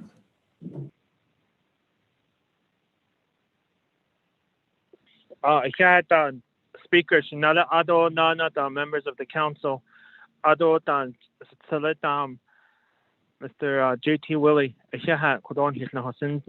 First thing that I'd like to say to you is thank you for putting in the time and the effort with your staff on assisting Navajo individuals with the Navajo Artisans process and application. I do thank you for that. And you weren't hard to get a hold of, or none of your staff were, with my constituents that were having troubles. So I wanted to make that known. Number two is, my question is, who has the final authority? Even though your department, everybody, your staff does everything, who has the final authority? And I think that's the person that we need to address these issues to. Number three is, I do have the same concern that my Honorable Paul Begay has, because I have constituents that filed in beginning of November, the end of October. And the response time of that portal system was not a timely response.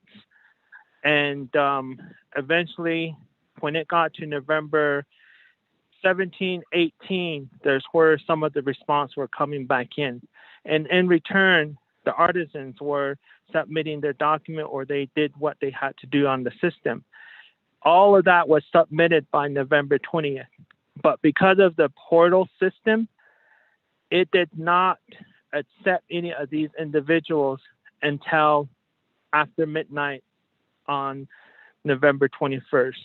So when I called on it, I was informed, these individuals signed their documents on November 21st. But in reality, when they submitted it, it was either on November 19th or November 20th when they submitted their documents. But because we're going by the system, it kicked in as November 21st.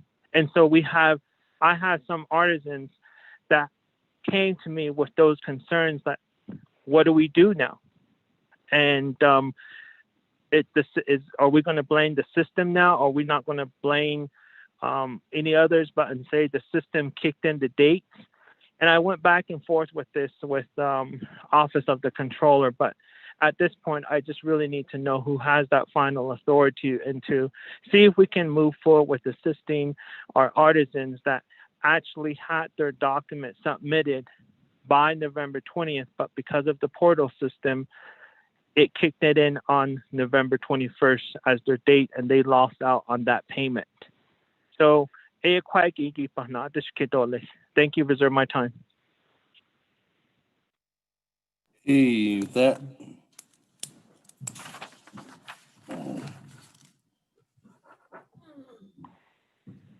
2 minutes and 2 seconds. I'll go back to you, Mr. Willie. Yeah, Mr. Speaker. Delegate Paul Begay. Thank you for your questions and your feedback to us. The program opened up on September 7th. And thereafter, the program ran for 72 days up to November 20th. Our original deadline was actually October 30th because of the language that was put into legislation in regards to the reporting, and then thereafter the review of where programs would be after that particular point.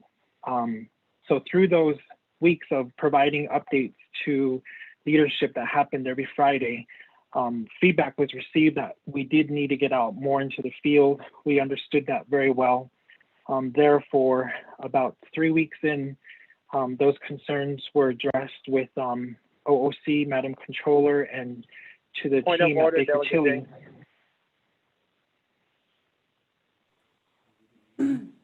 Point of order, Honorable Vince James. Point of order, October 30th. Did we have a deadline of October 30th or November 30th?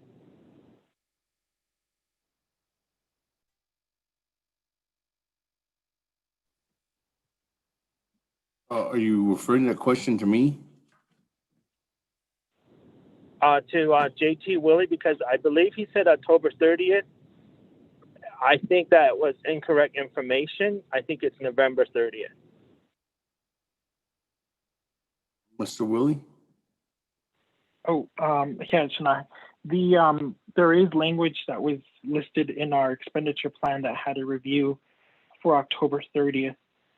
If honorable members can recall, we were on the line into the evening that discussed where programs would go, and the reversion of funds was brought up as far as where we were at with our expenditure program. So thereafter, the other date was November 30th that we had set up for the deadline. I recall the October 30th because we did a 30-day review at that point as to what we would be reporting, and it was requested of us as to where our timeline would be for the forecast of expenditure of funds, and then to start preparing reports for reversion of dollars at that time. So that happened through the month of November. And then thereafter, the November 30th was the set deadline. However, through the NABI legislation, the amendment pushed that back to November 20th. Therefore, that kind of changed our scheduling and our deadlines that happened for the expenditure program. I hope that answers your question, Shania. Okay, thank you. Question of privilege, Speaker. Question of privilege by Honorable Begay.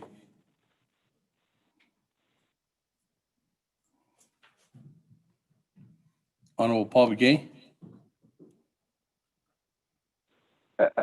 Thank you, Speaker. I'd like to ask Mr. J.T. Willie, the vendors that have contacted me have said that the portals were closed on at noontime on November 18th.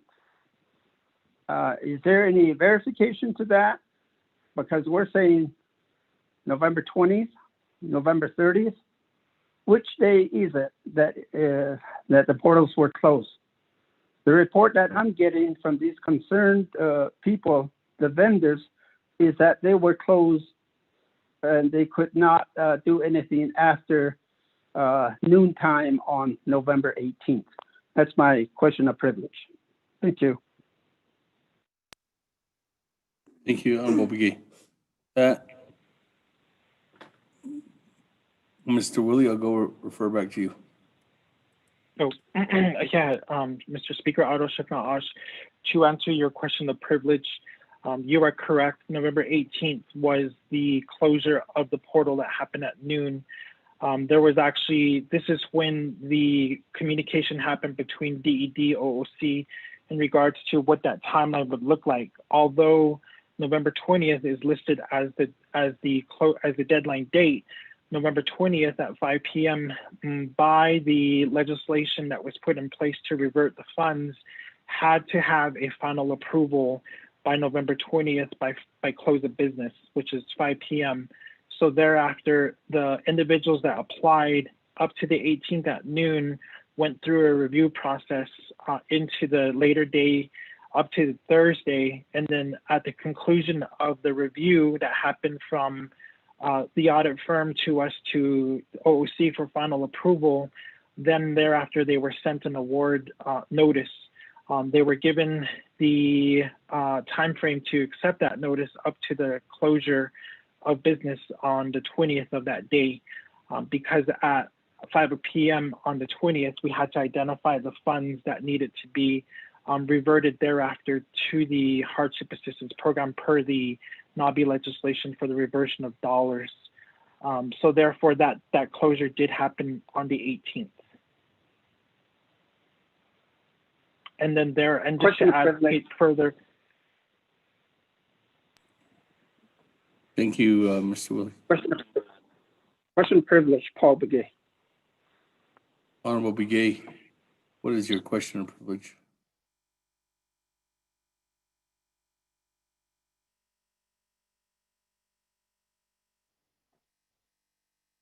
Honorable Paul Begay.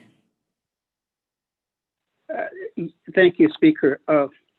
My question of privilege is, was there a written notice or some type of notice put out there to the public that said that the portals will be closed on November 18th at noontime to give the workers the opportunity to close out these requests on November 20th? Because people were looking at November 20th as the deadline. Thank you. Was there any written notification, Mr. Willie? Oh, yes, there was written notification, Mr. Speaker. There was written notification, and then there was post.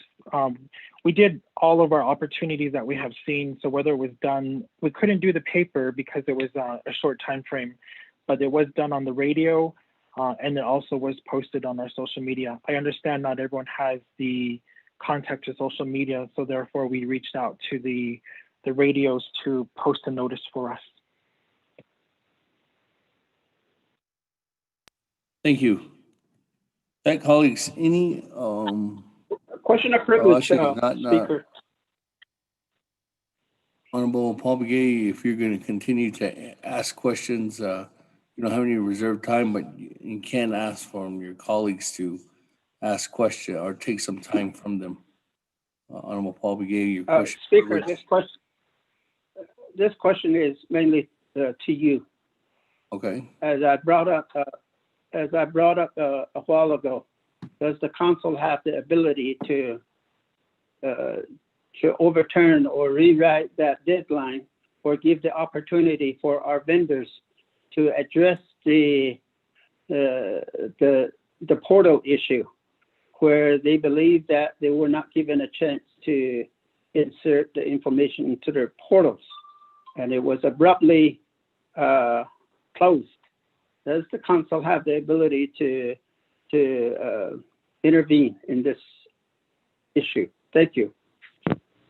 Honorable Paul Begay, as Mr. J.T. Willie had identified, on November 20th, the funds that were unused that were originally allocated to DED for this program, those funds that were not utilized or encumbered by that time frame were moved over into the hardship.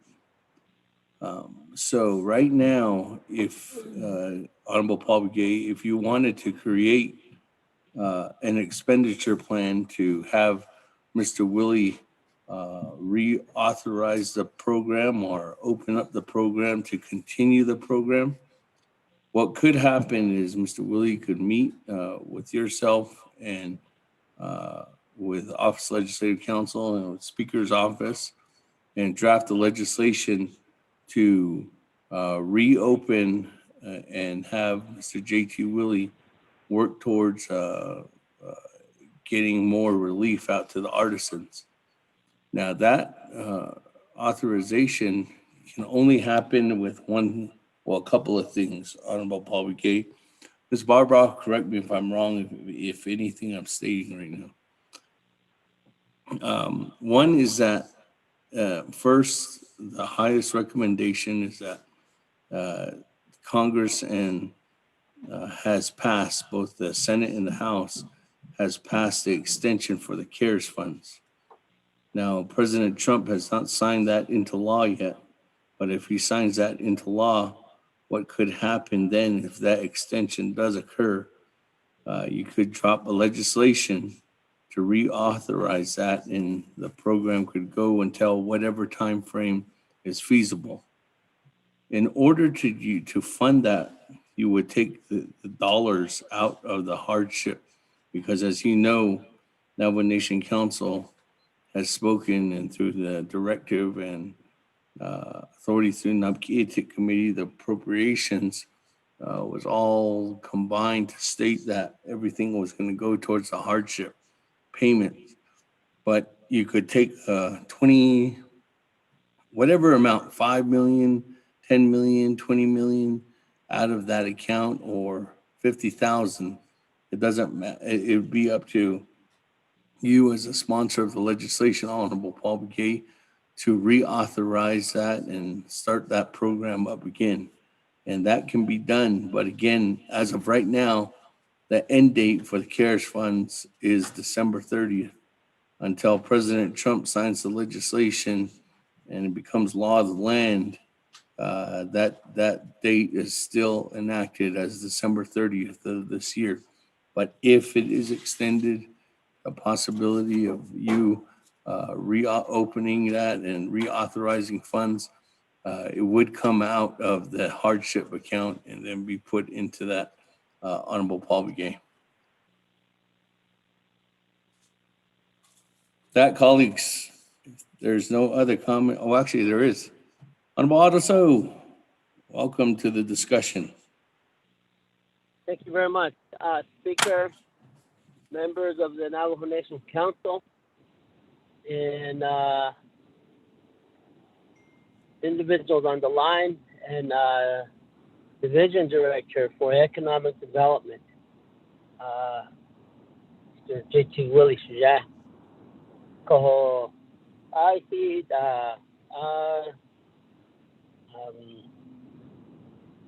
deadline that go go she ade hokai aro could hold just your office tried to get as much money out to artisans prior to the deadline. I know some artisans were not serviced, so that's that. And the Navajo Nation Council unanimously approved the deadlines to November 20th, and once that day is passed, all the dollars go into hardship. But I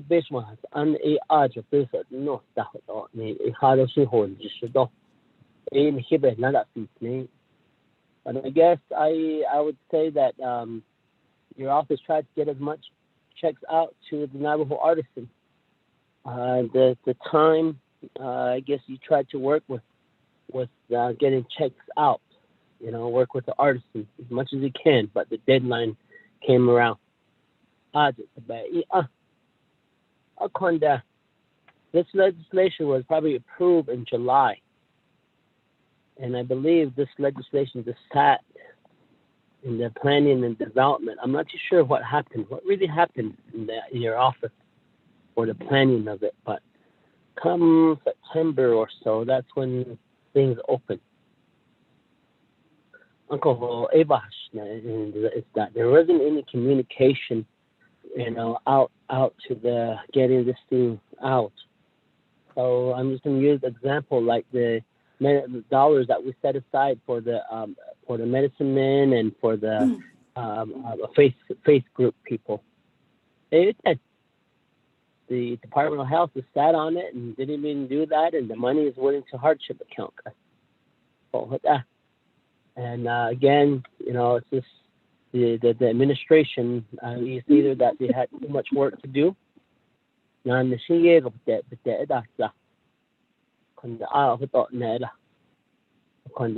on the administration. That's a reflection of the administration. Our Navajo citizens, people listening out there, the Navajo Nation Council did our job. We appropriated the dollars based on that. Executive branch by that.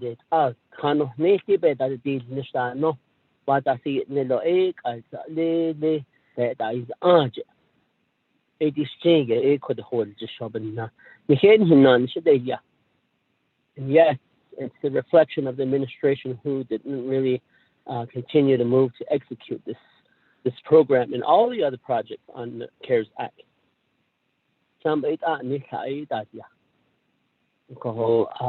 Who do we hold responsible at this time for that? Council starts to say, let's hold this person responsible. That's an executive branch employee. Separation of powers. But again, there's Navajo artisans out there that, but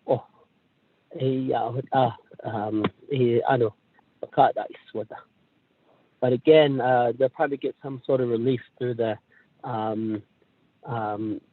hardship dollars. That's just a statement.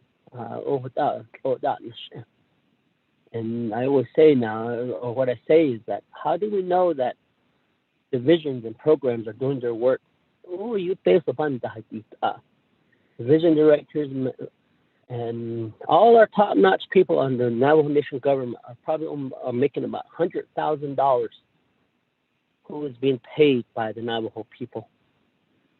The Navajo Nation Council appropriates that for them. That's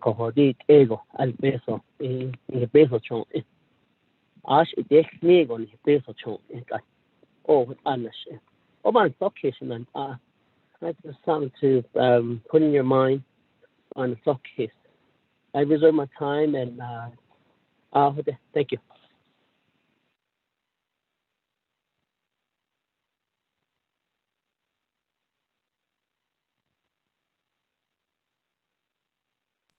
Thank you with that, Honorable Otto. So moving on down, Honorable Slater. Speaker, question of privilege. How many people are after me? I have in the queue Honorable Vice Chair Slater, Honorable Vice Chair Walker, and Chairman Nez. Can you just go to them without using my time? Okay, moving on down, Vice Chair Walker. Speakers, members of council, although all our legislative staff, Navajo Nation staff, and our people, relatives that are listening today to the discussion that's going on here this afternoon during our special council session.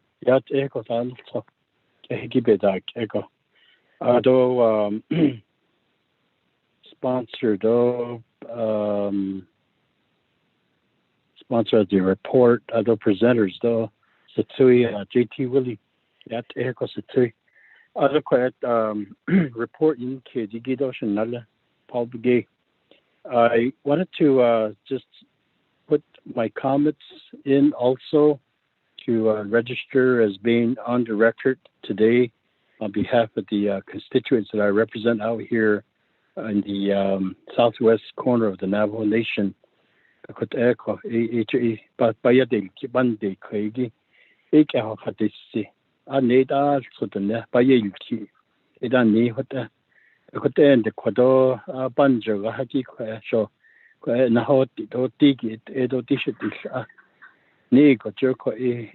you respond to, and I'd like to do that since there's this opportunity to do so.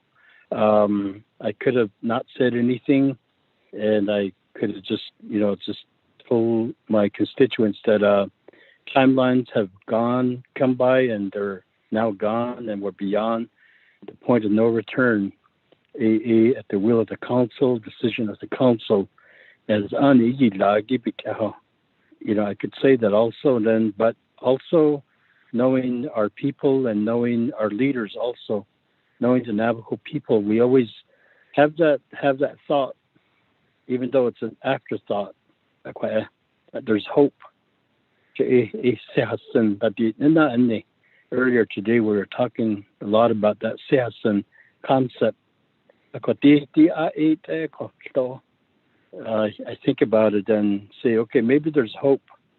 Maybe there's a way. Maybe there's something that my leaders can discuss and think about and come up with some way to address some of these issues, some of these concerns that artisans are bringing up with the timeline and missed opportunities.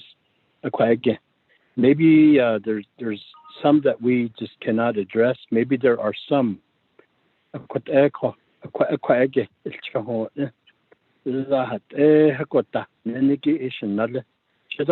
want to register my comments, in alignment with his. I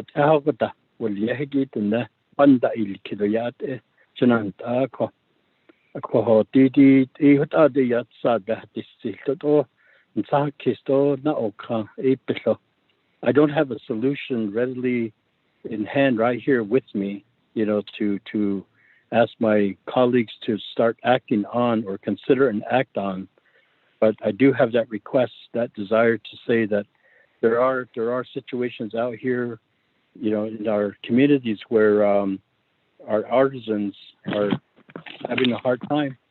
They're going through hardship. Some of them have been afflicted with COVID-19 virus. Some of them have gone through sickness. Some of them did not recover. They passed on.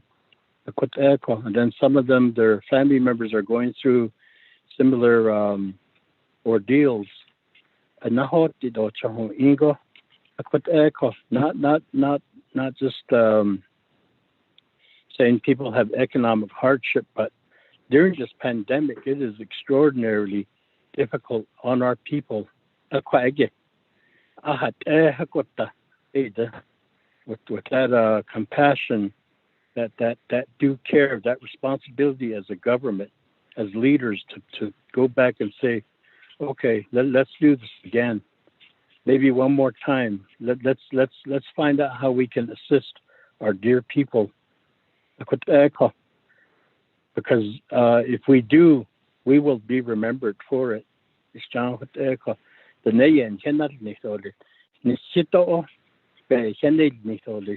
a way of accountability also, as leaders, political leaders, talking to each other and pleading. If we meet the needs of our people, and if we're able to do this again, there's accountability there. At the end of the day, people will say, "Oh,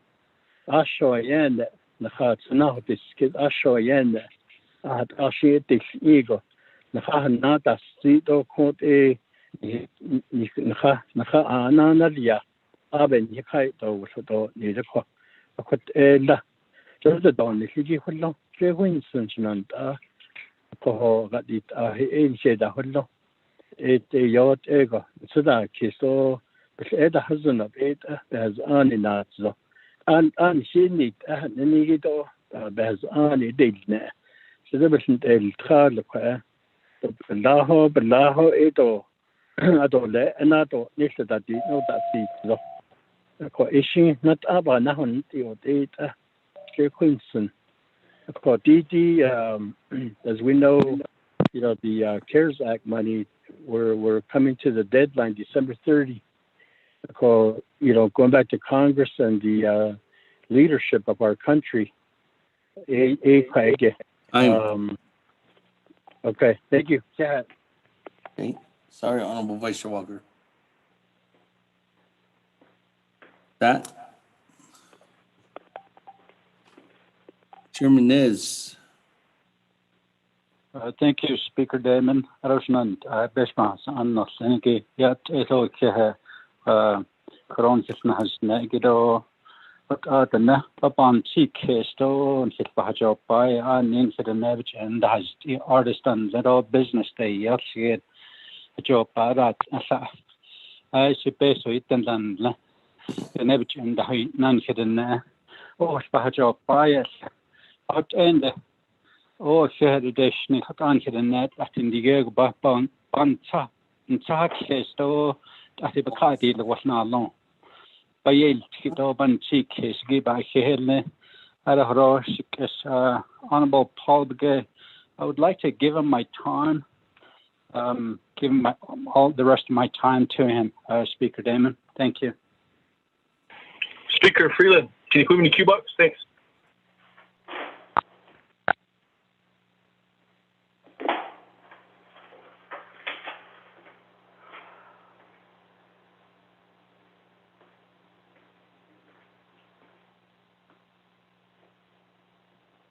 Speaker? Sorry, I was talking to myself. Sorry, Chairman, I was talking to myself here.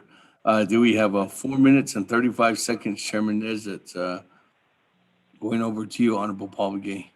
Chairman Nez, did you want to add anything else? No, sir. Thank you. Okay. Before that, before our Honorable Paul Begay, this is the lineup. I have Honorable Elmer Begay, then Honorable Slater, and then Honorable Mark Freeland. So with that, Honorable Paul Begay, 435. Then I'll come back to you, Mr. Willie.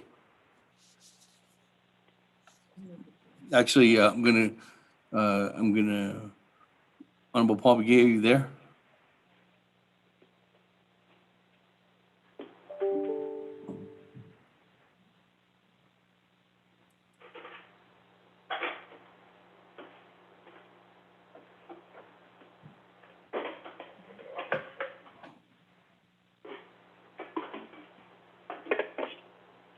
Paul Begay. Once. Paul Begay going twice. Speaker. Yes. Speaker, can you hear me?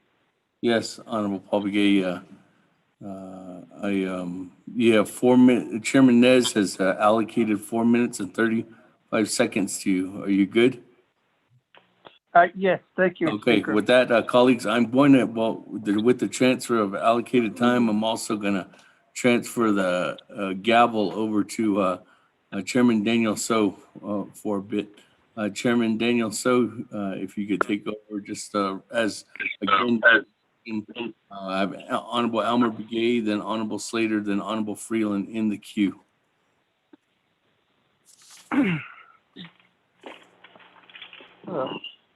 Priscilla, Cecilia, passing hotel. Other staff, please assist on the order of colleagues that are on the queue. Hotel, members of the distinguished and honorable 24th Navajo Nation Council. With that, the Honorable Thomas Walker Jr. has the floor.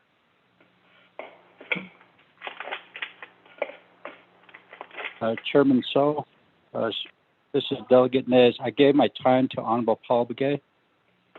Oh, I'm sorry. Oh, yes. Honorable Paul Begay has 4 minutes and some odd seconds. So thank you, Attila, for making that correction. Yes, Honorable Paul Begay, you have the teleconference floor.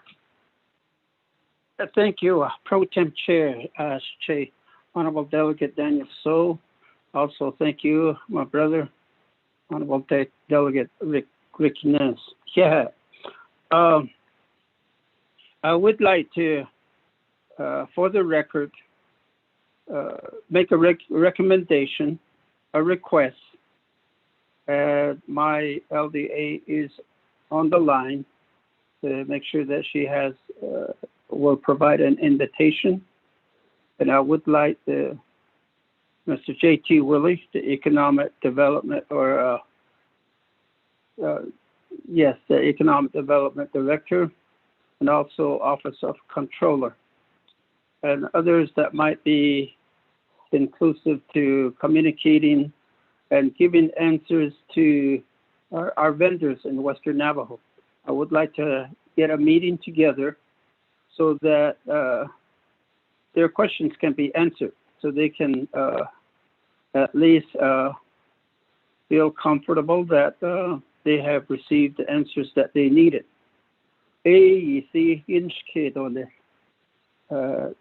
Right now, we as council delegates don't have the answers as far as the finances. Peso nagaja don't hit it. Peso trido in don't hit it. Ado hit ego peso what shit or the city. Don't hit it. Portal banat iniki the benachet peso diok the rocket. Don't hit it. A co easy, but that tiki. Thank you to the Nakayi in Tahotodna. Hajo, I see a sitting house now, even not a Ashon Shia, but Yadahot 8 or less than not. Idea, Inchkate or less, a call. Yes, and for the record, I would like to request that we set up that meeting for the vendors of Western Navajo. Igasi, Pansaki, so Lesto. So leshiki halit ego iti besin sakis cho inja ajit nedo the nedo basahad and poco ebiche il atla accord on overchida is kind of halen hate ego bakato wasiki jo ado hajo there wasn't ado the take begin this oyot ash adat and halon bahan November 18, November 20th, November 30, Hasho, yeah, at ego, then hit the Nabestahos, which is Nahabestahos story. Ako Edea, Inchkate or less. So I would like to request JT Willie, Kotego, should the Nat on the Nat, we're all serving our Navajo people. All 27,000 square miles of Navajo land. We're here to help them, and we need to make a move and help them. Give them the answers that they need.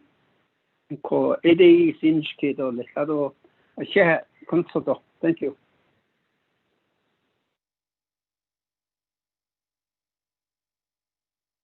Sheila, Honorable Paul Begay, basically requesting for a meeting, and he enumerated who would be participating. Mr. J.T. Willie, that request is before you. With that, we continue to the lineup. Shajah, the Honorable Elmer Begay, you have the teleconference floor.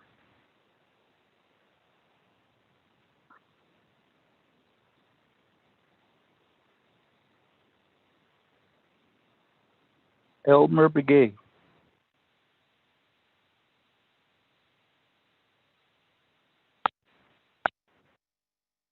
Can you hear me now? Hello? Yes. Can you hear me now? What is up? Okay. Again, to share with delegates, other members of the Navajo Nation Council, other JT Willie. I can't do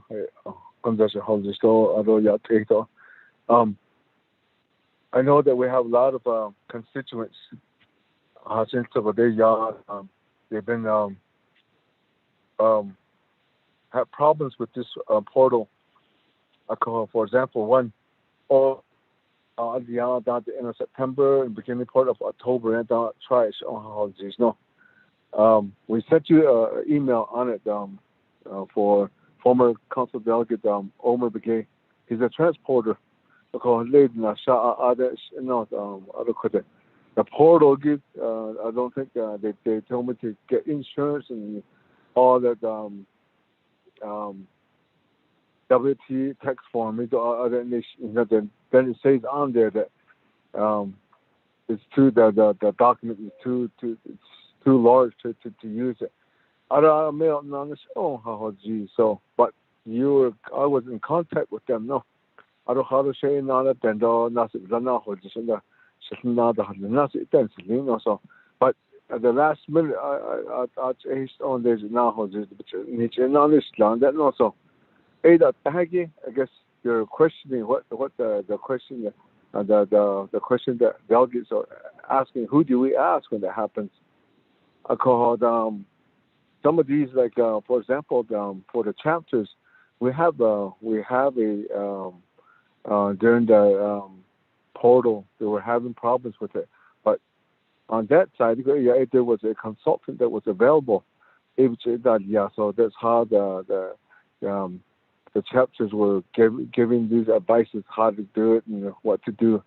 And but yours, there's no consultant that can help these to get online with them, and then even just to communicate with them with electronically. Then it wasn't available. So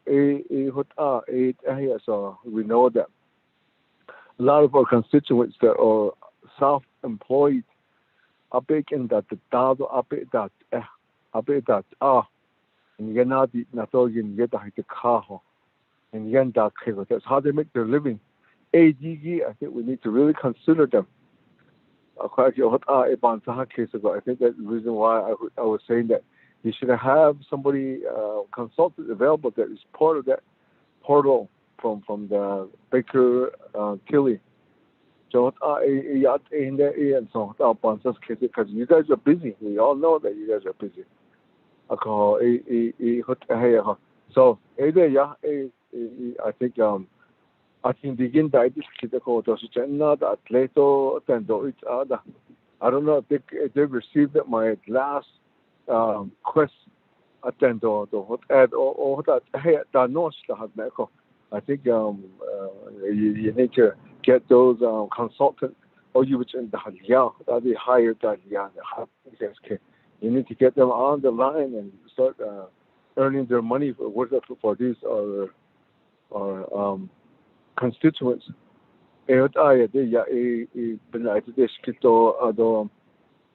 Another question that I have is the queen that are on pending to get answers or to get pay or halit ada. If you can share it with us, maybe that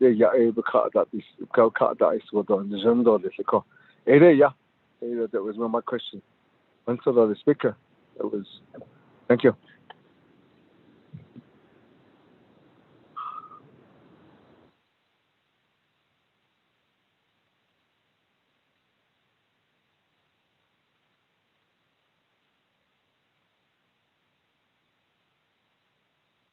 I was on mute. Sorry about that.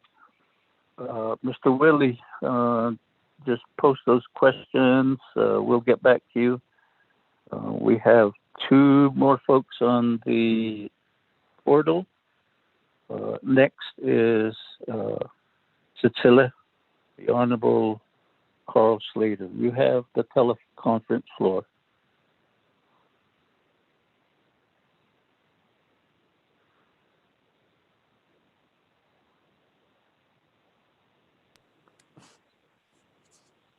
Speaker Pro Tem, so were you recognizing me? Yes. I would like to be taken off the speaking list. And if I need to reserve my time, I will. But I do not wish to be recognized to speak on this matter at this time. Okay, Kusila, reserve your time then. Okay, I'll reserve my time. Okay, then we have the most distinguished and honorable Mark Freeland. You are up to speak to our colleagues and to the issue before us.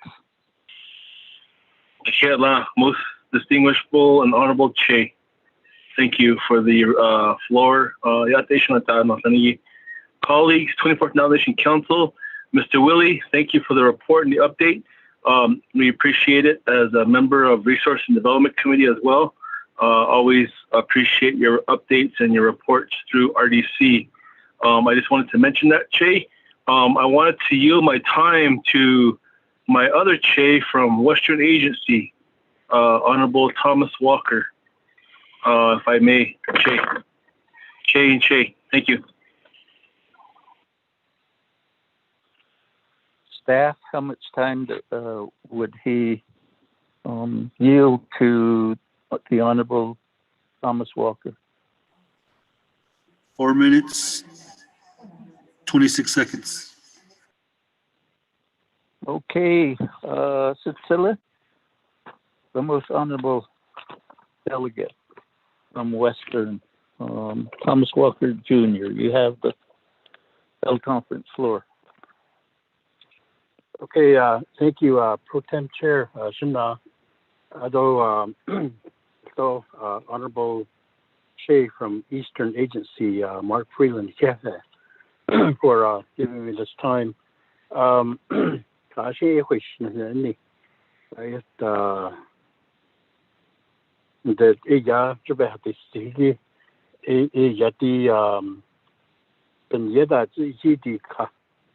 Navajo Shido Adaban Juskis Shanale Delegate Paul Begay Quaggy do it or Hadlahot Edo Halita other wins and Junaba Nabalash Ahogada Art and never kite or was ADD Edabakada Elitido.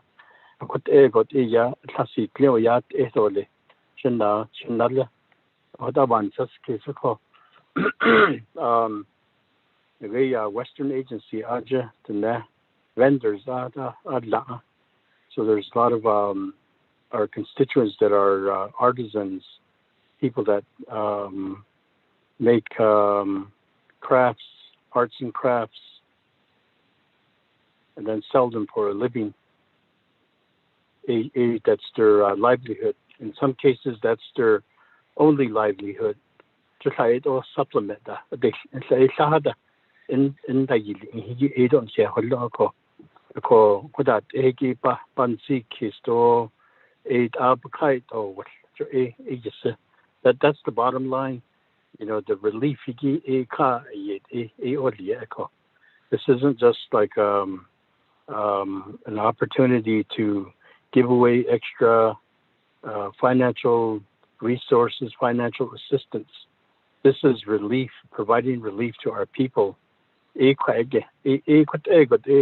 Bansas case or Schneckerschland, a cocher, bandit, Edo, that the Lintashin, Doshi Beach, Doshi Aqua, report, it, Anabalash, Egoda, a dog Ninka, Niniki Ada, a Bansade Kisko, Yat, Isolation and Arco, Ishwas, under the quite Nahawi Safigi, Shina. Honorable so called under the Benaz what out yet John Kitanigo. What are that need each car that guidance in that direction. I would ask my colleagues on the council to provide us that also to yo yego yan kinata the long with it con you could just yego iya Honesago, not a Dachneco. It's a Ben Hajinstein, he don't Nika, the artisans gay, where Barbanda il Kidoli, so the Shinko, Chilantaco, Kwaisha, Veshanaho, Agido, Soshindoli. Thank you. Back to you, Pro Tem Chair. I'm going back on mute. What do you want to do with your reserved time? I'll just waive it. Thank you. Washila. Honorable Speaker, are you back online? I'm back online. Washila, thank you for giving me the opportunity to preside over the special session, and I will yield the teleconference gavel back to you. Okay, Again, thank you. Oh, thank you very much. With that, Honorable Freeland, thank you for allocating the time to Vice Chair Walker. And let me go back to Mr. Willie at this time. If there's anything else, any comments, response, before I go back to the floor. Thank you very much, Mr. Speaker. Otto, thank you very much for the feedback from honorable delegates in regards to the report today. As far as the request from Delegate Paul Begay, please have your LDA reach out to me, as well as my staff, Mr. Kobe Tom and Mr. Douglas Capitan, to assist with this reporting for the individuals inquiring about the status of applications, as well as also what needs to be provided for information.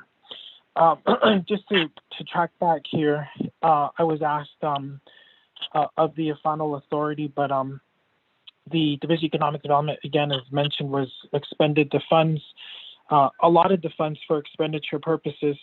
The CJY 67-20 was signed into law in August. Just to track back to Shiyet Otoso's remarks, August 16th, and then from thereafter, the 2 weeks was our preparation time for the expenditure program. I'm sorry, September 13th, and then thereafter prepared for the opening of the program, which was about 2 weeks, and then September 7th was our launch date for the program. From there, 72 days out of the program to provide the services to individuals. So that gave us that time to finalize and get all the necessary information together for the process here for the Business and Artist Relief Program. And again, in line with the applicants' questions and inquiries from Chennai Elmer Begay, we do have information that has been provided. We have provided feedback to the applicants, of course. We are online today, so therefore I don't want to disclose those informations due to confidentiality matters. But again, we can provide those informations again. I know the last update was just that there was information that was supposed to be received from the applicant that didn't get submitted in time for the deadlines that happened from the 18th through the 20th of November. And then thereafter, that was basically the last review period that we had in place for the applicants in the process. Again, the total process here had a concluding date of November 20th. And then thereafter, a lot of the closeouts have been taking place to this point. Of course, just based off a conversation that I had been listening to from honorable members here, is the recommendations to reopen the portal. Again, if that was in our authority, we would be able to, but however, at this point, we have concluded that program. There are two sides to this process, and Shania Elmer Begay asked about our consultants. We have been working with the same consultants that are put in place for assistance to the chapters. It's the Baker Tilly firm. We've worked with them every day through this process of running the program, and then of course, even now after at the conclusion of the program that we have set forth here, working openly with the Madam Controller's Office We provided all the services necessary for the applicants through this process. It's very understandable, again, that we haven't met every avenue or channel or applicant out there, and we are very well understanding of that. So we prepared plans to rejuvenate a program moving forward. We've prepared information, and it's been requested from various honorable members as to, if we did reopen the portal, what is your recommendations? What would the expenditure be? And what else can we do to help you in getting this process laid out? So I have provided those informations. I have also provided recommendations to leadership as far as our expenditures. Our closeout reports have the recommendations in there. There's again, different processes that we have set up that everyone knows about as far as the external process and the internal process of getting these avenues finalized and then executed on the inside so that we can provide this need and service. So I have those ready. I have, again, what I can do for honorable members is to provide another comprehensive report. My team and myself will start working on that as far as some of the glitches that we have. We have noted those on our closeout report to OMB. We can again provide additional information as far as what could be done better, and then of course improvements for extensions or even improvements for a whole different program that we have developed here. So I'll conclude there, Mr. Speaker.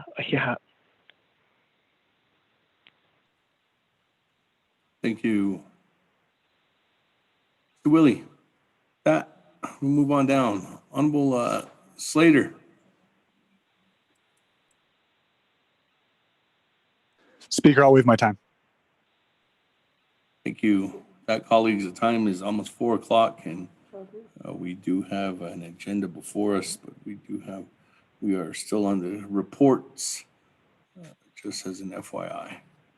That, moving on down, Madam Chair Charles Newton, floor is yours. Thank you, Shatilla, Speaker Damon, and also thank you, JT, for the report and also the work that you've been doing in assisting the businesses and the artisans during this time. I know that you did provide us a kind of a timeline as you were providing this report, and you also, indicated what your office did to try to inform the people of this deadline that was coming up. I believe that you said you did provide written notification.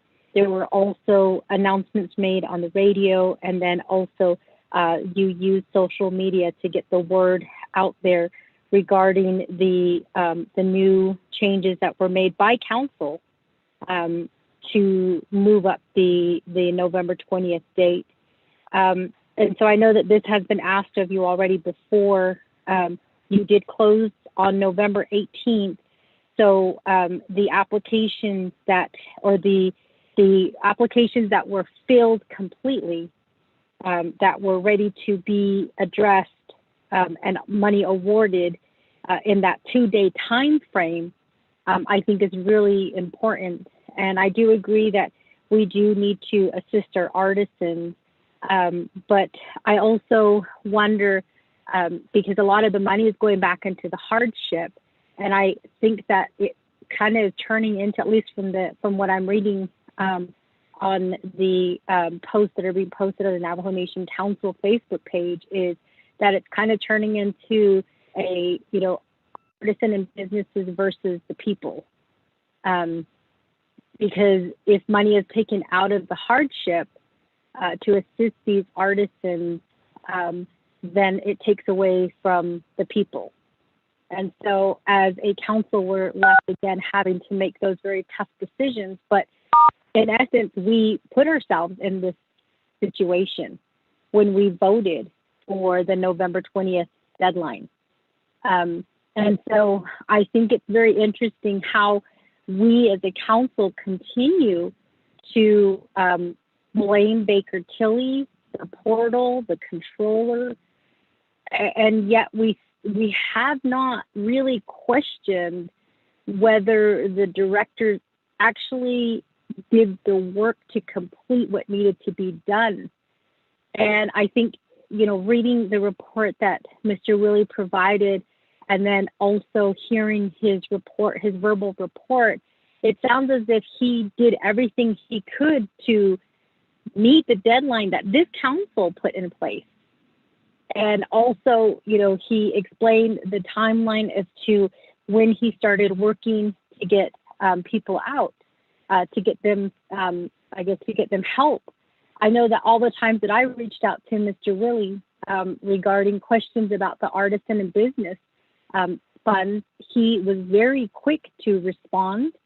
And in some cases where there were issues, he addressed those issues immediately. And so I guess in a way, I'm just wondering, we as a council, we're asking these tough questions about what really happened at the expense of our people. And so I'm a little bit worried because if we open up the portal again, we as a council are going to have to decide to take money away from the people and give it to the artisan, or to leave it.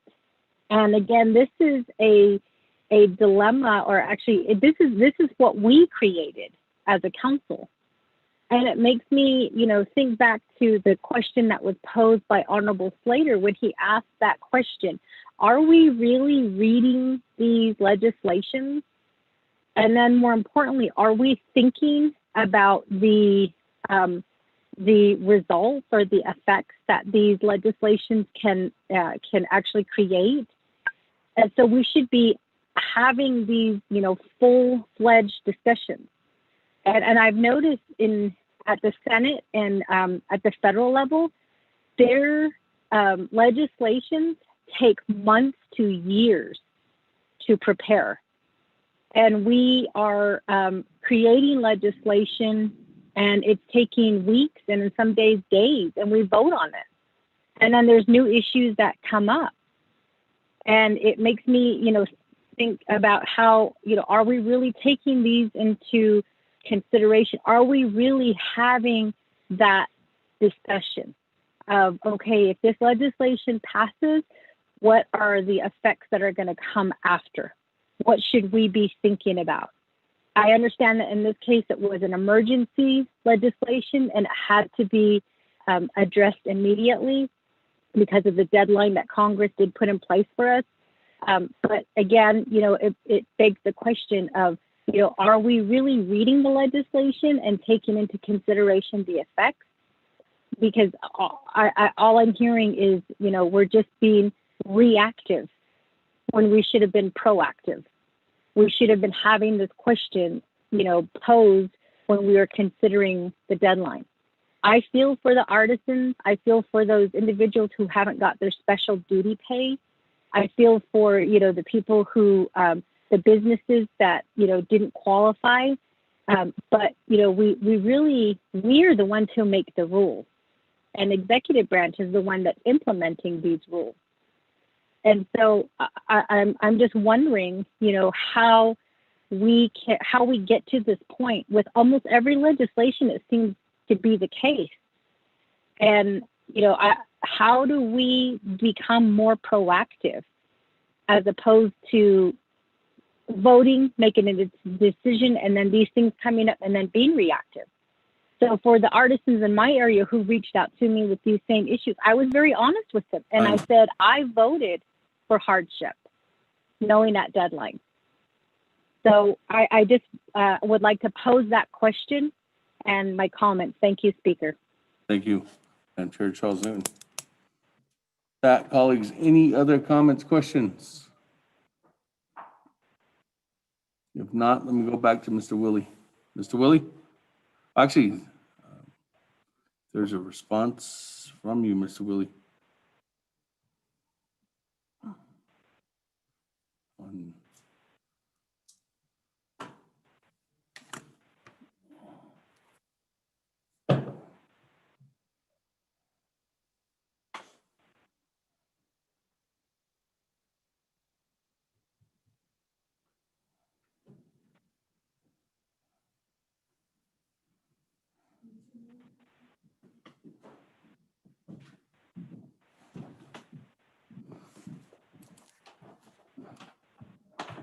Mr. Willie?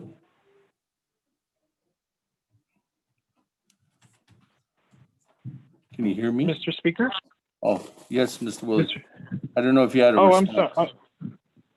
Yes, Mr. Speaker, I'm sorry. I was I would think I was put on mute. Thank you very much for that, Mr. Speaker. Otto Shema, Madam Chair Charles Newton. The comments in regards to the conclusion of the program, that's exactly where we have concluded the program. We provided the summary of change as well as any other document necessary to complete the process and ready for the reversion that happened on the 20th of November. Thereafter, also providing all the additional documentation for the closeout reports. And again, I'm going to put a comprehensive closeout report together for leadership that will be provided. We do have individuals identified who did not, unfortunately, were in that time frame of having a completed application. However, we're not given the opportunity to complete that application. We have their information. We also have individuals' information who did not get to accept their grant in time for the time deadline set by law. So by nomination law that was passed by council, that was 5 p.m. on the 20th, there are individuals that accepted after the 5 p.m. deadline. We do have those individuals on file as well in case there is an opportunity somewhere. But at this point, our program has reverted the funds to the hardship program in line with the legislation that was passed by leadership. And then we have information, so we are prepared to provide that as needed moving forward. I am asked various times as to what those dollars amounts are going to be, as well as also we did have discussions throughout the fall in regards to amendments to the program that didn't happen to get more funds out from the Business and Artist Relief Program. We have those applicants also on our listing as well. As we are well aware, and Mr. Speaker had spoke to, is that the current CARES dollars have been readdressed at the federal level. So therefore, we are preparing a communication packet to some of those individuals or all of those individuals who have an opportunity to apply again for PPP through the SBA's program again, because they're going to get funded for another round of opportunity again. And again, we're just either way. I think at this point right now, myself and my team have just been waiting to see what directions would come from the legislative branch for us to execute any plan necessary moving forward. But up to this point, we have successfully met all of the deadlines, as well as met all of the inquiries to our extent to provide services through this program. So, Madam Chair and Mr. Speaker. Question or privilege, Delegate James.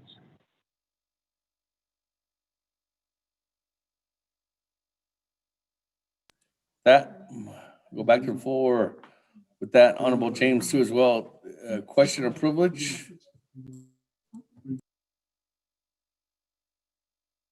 Thank you, Speaker, and members of the council.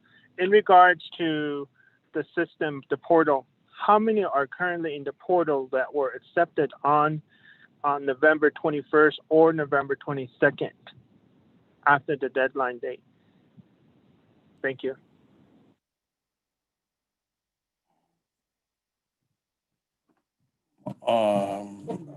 Honorable James, thank you for the question. Move back. Question and privilege to Mr. JT Willie. JT. Yes, Mr. Speaker, Otto Shanai. That number is 28. There are 28 individuals on that list who accepted a grant after 5 p.m. on the 20th, November 20th. That amount is going to add up to 28 applicants is going to be equal to the amount of $202,000. Mr. Speaker, Shanai. Thank you. Any other comments, questions, colleagues, on the report? Yeah, do. Speaker, Eugene So. Well, Eugene So, go ahead. Here's the concept of the Dados kid, Tony. Ani o anhi. There's ani ilia don't never to huilia base up. O bane pasana honey. Yeah, that's it. On change this piece of report of me no party no kid. During the agenda below it had down. They had this what saw on the song. It's 4 o'clock now.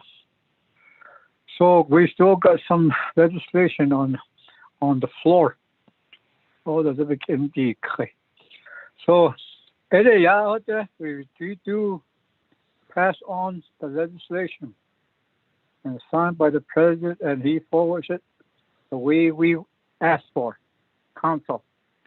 And that's been what's going on with Mr. Willie. You know, what needed, council delegate. We are the one that said it. So that's why he did it. That's pretty good. Even though I got a lot of complaints too in my area. I could say we put numbers on it, dates on it. So with that, Speaker, I reserve my time. That, Honorable Eugene So, 3 minutes and 29 seconds. All right, colleagues, any other comments, questions? If there's none, let me go back to reserve time. Honorable James, 2 minutes and 2 seconds.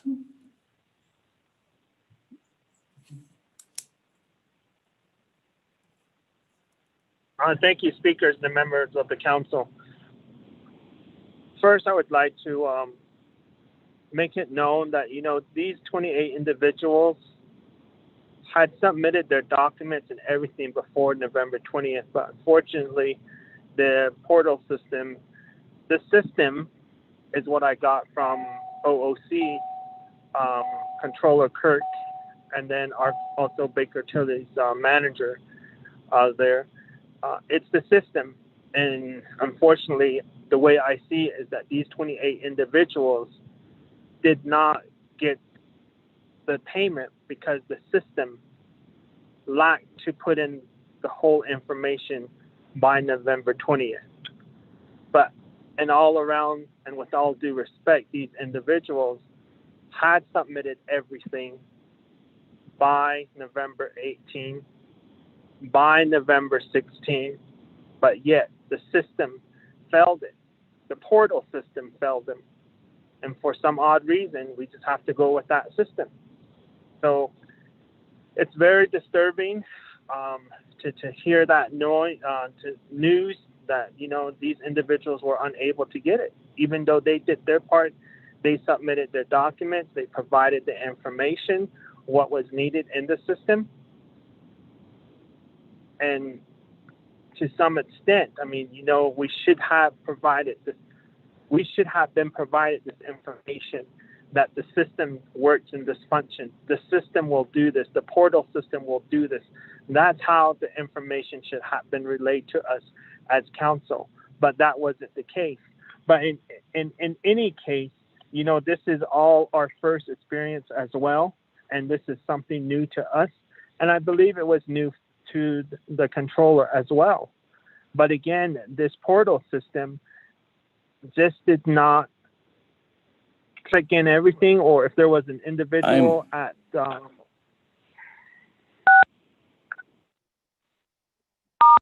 Thank you. Thank you, Honorable James. Speaker, this is Controller. Good afternoon, Madam Controller. Thank you for being on the call. Okay. Okay. Wait, hold on, Madam Controller. Before I do, let me go back to response from. Let me go back to Mr. Willie first, and then I can come to you. Honorable Eugene So's question. Mr. Willie.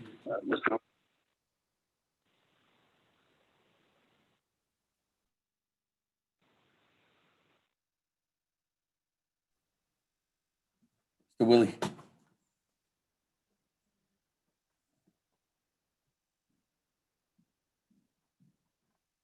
Mr. Willie? Mr. Speaker? Yes. Okay, I'm sorry. The thing goes on mute. I'm so sorry. Can I get the question again from Honorable So?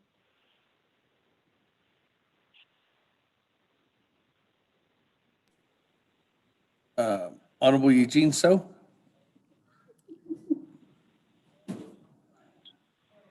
Howdy, Jim. I didn't ask a question. I just commended Mr. Willie that he's doing his job. Thank you. Hey, thank you. Well, there it is. You're doing a good job. No, should say, Honorable So, I used to about Hanson Higgy, so Auto, Sago, Shido, Nihina, Nishigi, Con, Nanis Conchkarigi, I used to Shido, I used to Nihi employees, Gi, so Ado, Auto, Yat, A Cashmish, Mr. Speaker, Oh, that? Baker Daniel. Let me go to Madam Controller. Good evening. Mr. Daniels, I'll put you in the queue.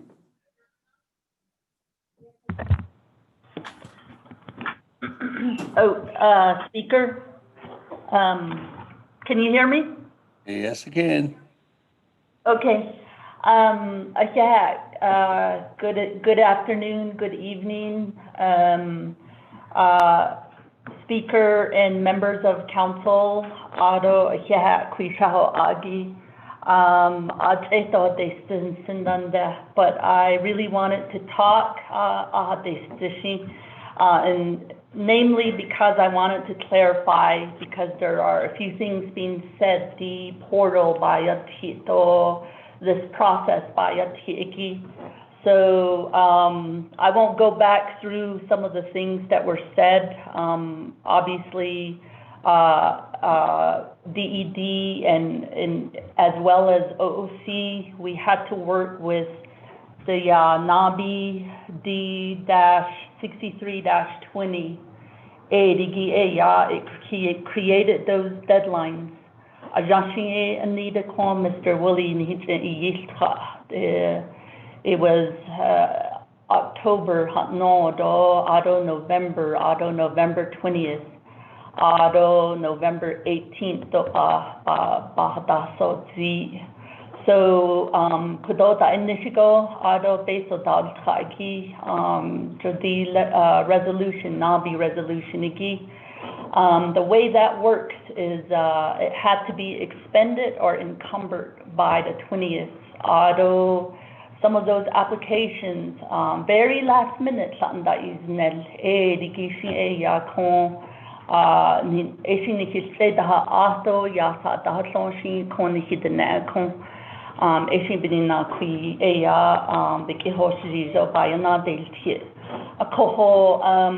when the time you do application, there's a two-part application. Mr. Willie, they call it the step one. All of this happens before the portal.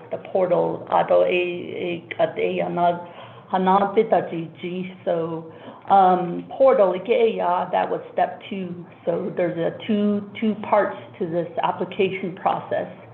So the step one, they never get to step two. Step two, so, but the whole process doesn't take a day or two, especially during that time, that week. So I know from working with our consultant, Baker Tilly, at the busy season that week, because normally we had outsourced about 20 employees to work to help on the reviews within the portal itself, within the step two process. At that week was, we were all busy, so we did essentially double the outsourced personnel that was dedicated to this program. So we had up to 40 people essentially doing reviews. So on that week to carry out and implement those deadlines that were put in by council. So auto the portal that card ninigi because these applications we don't turn around and approve them right away. So I could end. I'm sure Mr. Woolley, I know he's tried his best, as well as our team from OOC. So the other thing that we had to deal with is not only because we had to shut it down a certain point in time, because we really couldn't, we had to define what the deadline meant. The November 20th deadline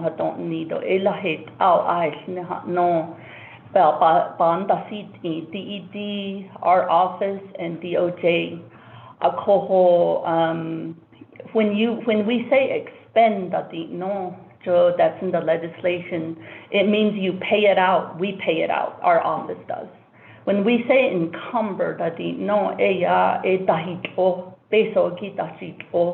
and the way to do that, encumbering regarding the Small Business and Artisan Program was there's a grant agreement at the end of the process when all of these various reviews from DED and OOC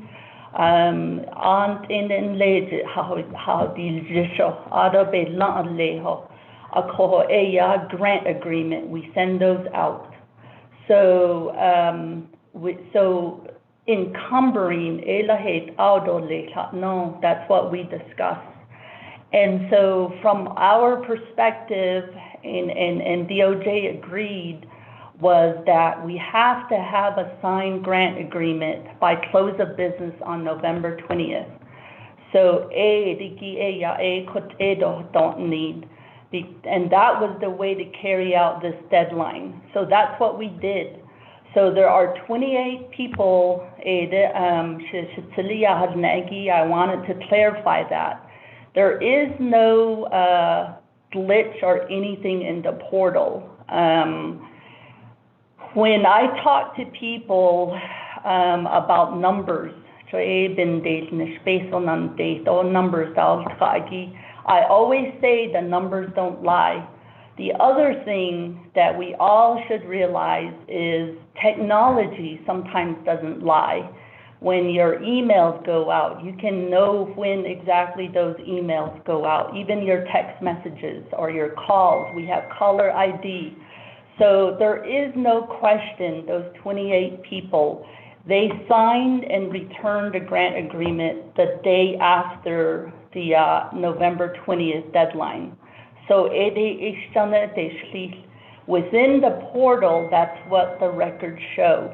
So I just want to make sure that there's no, from our perspective, we're looking at it and the portal tracks everything. So emails go out and so forth. So there is no question those grant agreements were signed after the November 20th deadline. So the way our office works, we follow what gets passed. And in this situation, not only for this program, but the same thing happened with special duty pay.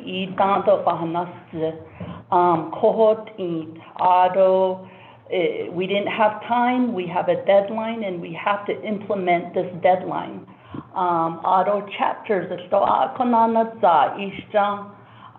we had certain time to procure, to really make those purchases of goods and services. So, we had to have a purchase order. We have to have encumber a contract. So, those are all the ramifications that happen as a result of the Navajo 63-20. So, we're here to implement and carry out the law. And so, I just want to make that clear. I did get questions. I got questions from Delegate Vince James about his particular constituents.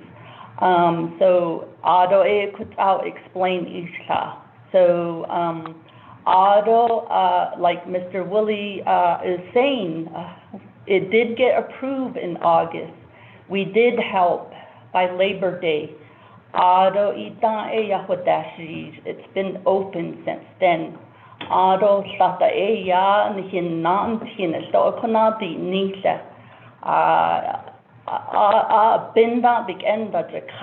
So first one up, get the early bird gets the worm. You know, for those individuals, there are a lot of individuals that went through the process and they've been successful. We've helped a lot of them. And unfortunately, when there's a deadline, then there's going to be a lot of unhappy people.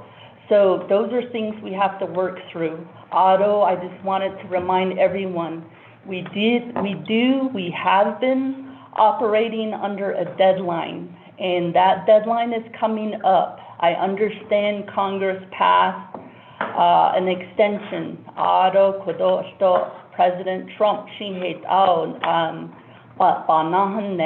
and then those things need to be worked out as well. So I just want to remind all of these things, when way back when 2 months ago when we've discussed these things, we don't remember we were up against these deadlines. So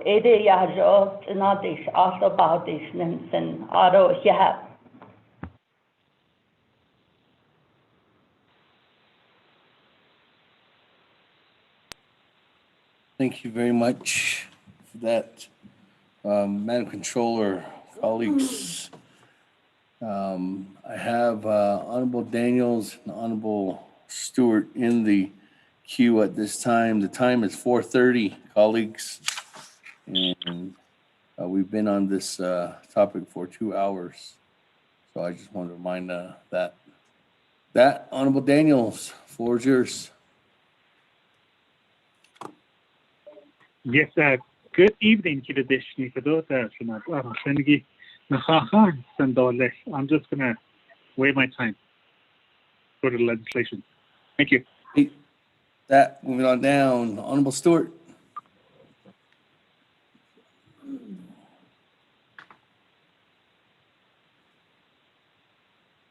Speaker, I wait my time. Go ahead. Hey, thank you, Honorable Stewart. Any other comments, questions, colleagues?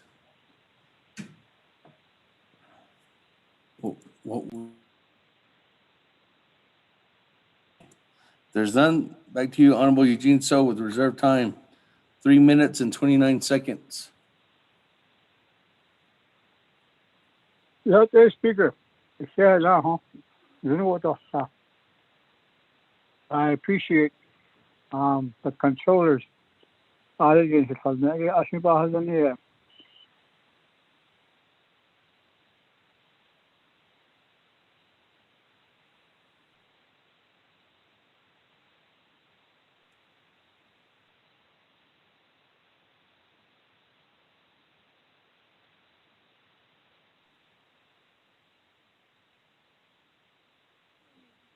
Eugene So, are you there? Is that it? Close out.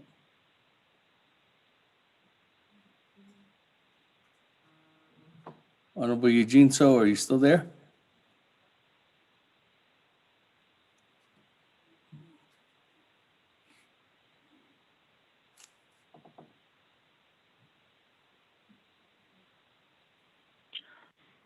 Speaker, are you still there? Yes, Honorable Eugene So. I fell off my tree that I sit on. I just wanted to conclude saying that what we had here is our own legislation. We all put numbers on it. We are in concern for our people, yes, but it's like we say, and we still do too as council delegates. A good example, the 309, some of us are still making amendments in it started a while back, and that's when some of us put our amendments in there. Now we're still putting amendments in there. That's the same example of what's happening with our meetings. This legislation that went before to how to execute what we what it processed the funds that we forwarded. It's to me, I feel that it's done, and we put the numbers on it. It's done now. So it should have for the controller and Mr. Willie and you guys, council delegate. So that's all. Thank you. That's where my time.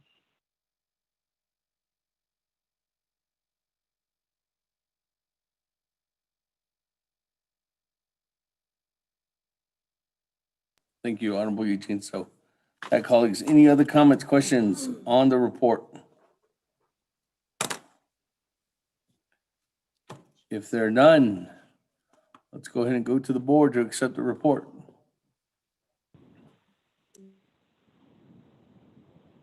Question of privilege, Delegate James. Question of privilege, Honorable James. We're voting. Thank you. Thank you, Speaker and members of the council. I tried saying question of privilege, but I guess I was muted. In regards to the Shade Office of the Controller, Perlina Kirk, first I'd like to thank you for the information. And in response to that, also these individuals that have applied, they don't lie as well. And I know that there was one where my Ganado chapter president received information from one of the constituents, and I forwarded that email. And that individual had brought up the attention that, the system for 2-3 days, it told them it's under review. And then all of a sudden, when November 20th, after the 5 p.m. deadline came up, and then the contract was there.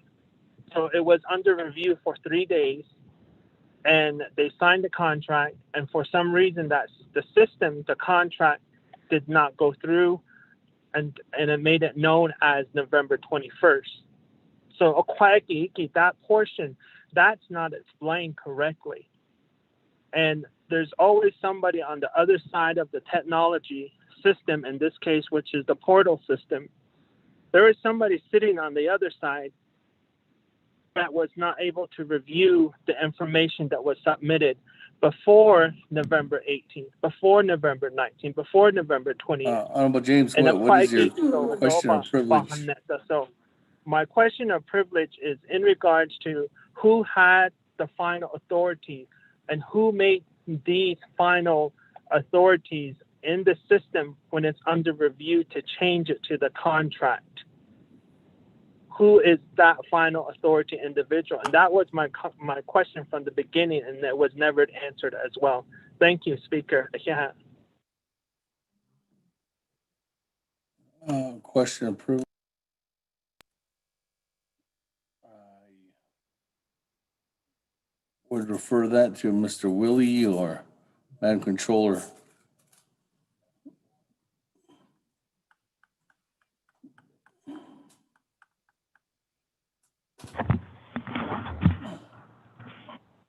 Speaker, I can answer that. This is Controller. Okay, go ahead, Madam Controller. Speaker, members of council, so regarding the approval process, OOC and Baker Tilly, we review once an application goes in, there's what we call the binary review, and it's the first review. Usually the first review is for certain errors. It goes to DED for their review. The first review is allowability. DED goes back to OOC Baker Tilly, or it could be Noon and Associates, or in some of my staff here. So there's 3 levels of review before an application is sent out. So when something says it's under review, there's no guarantee that something will get finalized.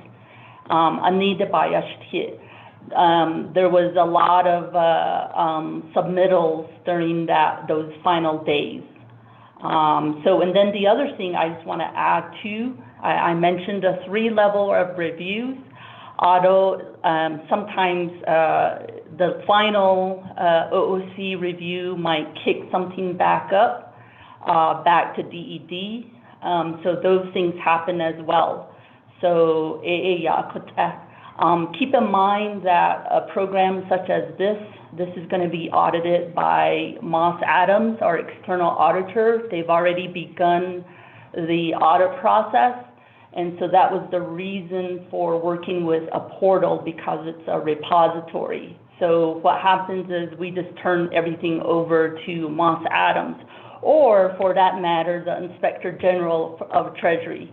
So that is why we are working with a repository such as this portal. So all of that process is documented and it's audit ready. So there's levels of reviews, and some of those can go back and be re-reviewed by DED at any time. So and then also, as I mentioned before, if there is a message that says it's under review, there's no guarantee it happens when it needs to happen, because they're all queued up. So I also want to stress that over the course of this program, there's people that have open applications. Some of them had open applications for months. Something could be outstanding, a document, and they're not responding. And so some of them started responding towards the end. So those types of things happen. There's also fraudulent activity. We've had our share of fraudulent activity where people would try to game the system.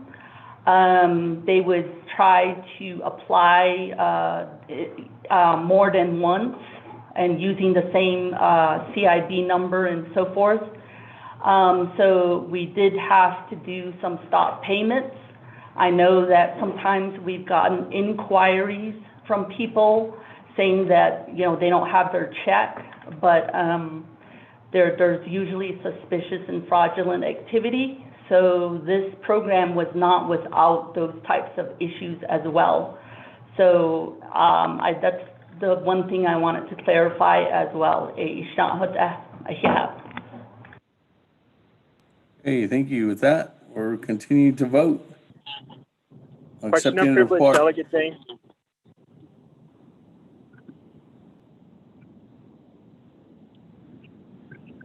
Honorable James, question of privilege. I know we're trying to rush, but I have constituents listening on the line and sending me messages. One last quick question, Controller Kirk, and in regards to if November 20th was the deadline, then why were the individuals still sending contracts after November 20 or the agreement to these artisans to sign? There shouldn't have been no contract agreements or any other sorts of information being sent out after November 20th, if that's what we were going by. So sending out information after the expiration date has given false hopes to these individuals. And then in return, when it's actually the portal system's fault by sending that agreement out after November 20, we're running into this problem. That will complete my question. Thank you, Speaker. That question of privilege, Madam Controller.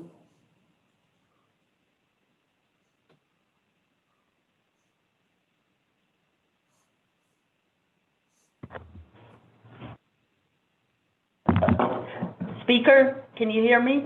Yes. Okay. Auto Speaker, members of council, Delegate Vince James. So I just want to clarify something else as well. The system does not send out contracts. So what the system will do is notify individuals to go into their account and then sign those contracts. So I do know of one instance, which is maybe possibly your instance, where a contract did go out, but at the end of the day, we still have to follow the law. So that's not to say that there are individuals who had pending contracts well before the 20th, and that's probably most of your 28 people that was mentioned earlier, that started signing contracts after the 20th. But after the 20th is still after the 20th. The encumbrance definition, the way we define what an encumbrance would be in terms of this program, is a signed agreement at the end of the 20th. So no matter how you slice it, whether somebody had a pending agreement in their queue 2 days on the 18th and they finally signed it on the 21st, or the situation you're describing, there was one contract that went out, and that was as a result of Noon and Associates reviewing one.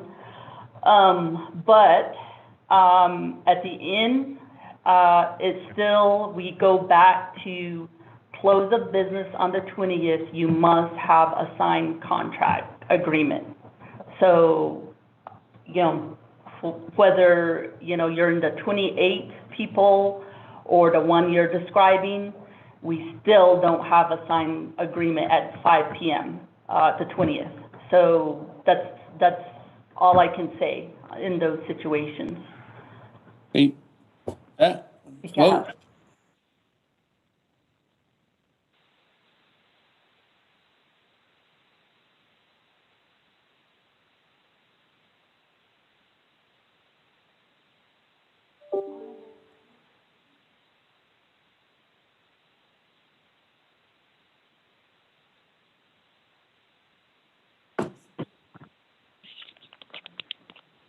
Honorable Elmer B. Gay.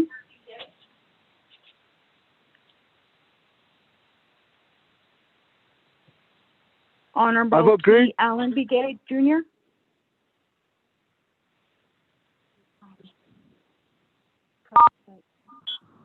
Honorable Elmer B. Gay.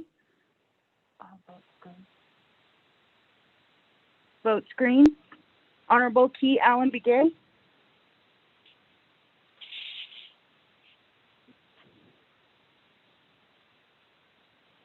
Honorable Paul B. Gay. Paul B. Gay, vote screen. Honorable Paul B. Gay, vote screen. Honorable Nathaniel Brown.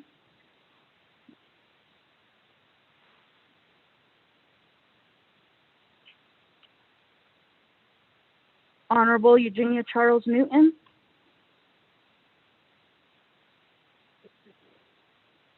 Honorable Eugenia Charles Newton, vote screen via text. Honorable Amber Canensba Crotty. Delegate Amber Canensba Crotty, vote green. Thank you. Honorable Amber Canensba Crotty, votes green.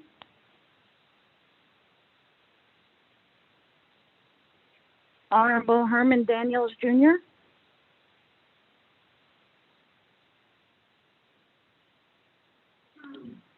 Honorable Mark Freeland.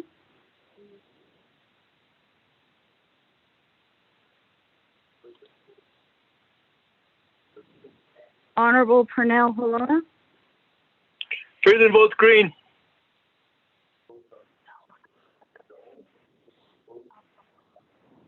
Honorable Mark Freeland votes green. Daniel votes green too. Daniel.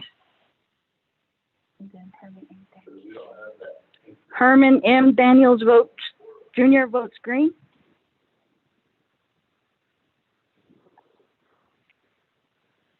Honorable Pernell Halona.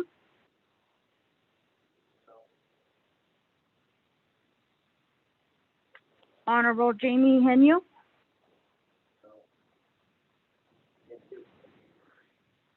Honorable Vince James. Delegate James votes green. Thank you. Honorable Vince James votes green.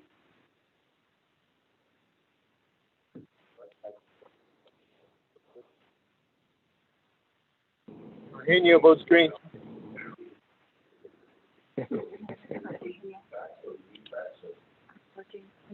Honorable Jamie Henyo votes green. One votes green.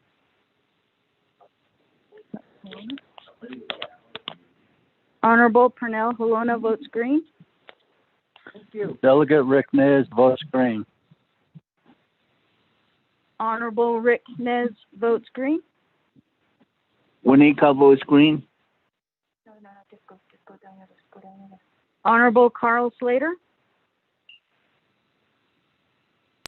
Delegate Slater, green. Honorable Carl Slater votes green. Honorable Raymond Smith.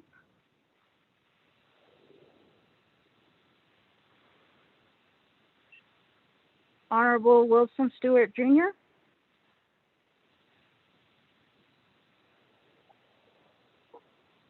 Honorable Charlene Stowe.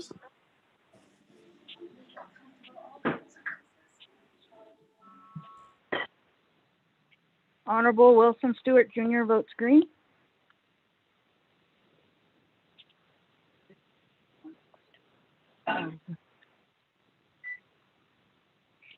Honorable Charlene Stowe.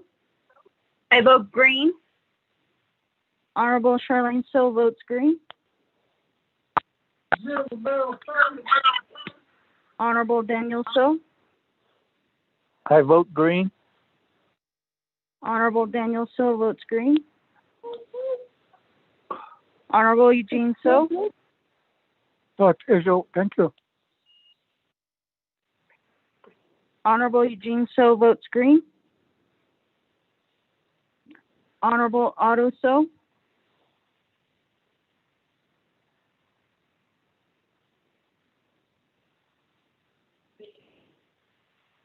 Honorable Otto Stowe votes green via text.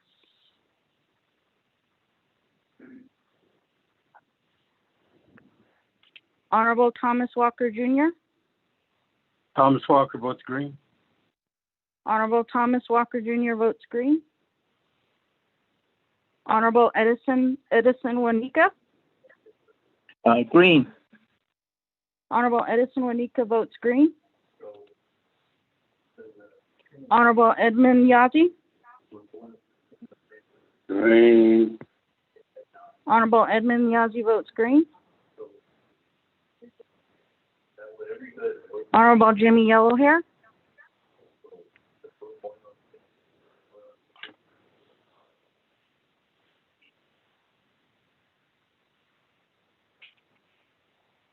Honorable T. Allen Begay.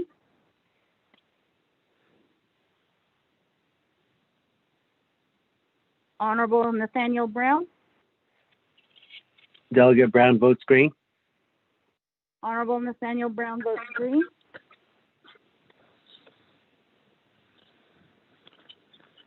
Honorable Raymond Smith.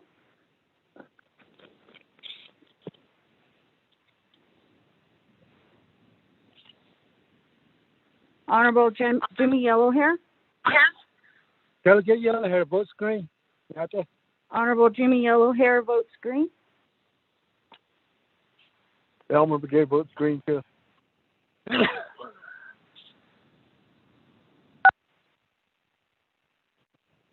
Just get my vote.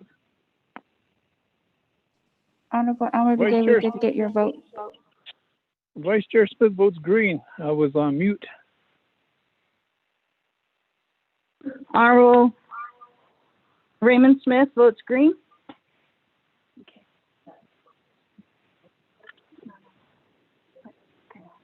Yes, that's right. Mr. Speaker, with a total of 22 yeas, 0 nays. Speaker not voting.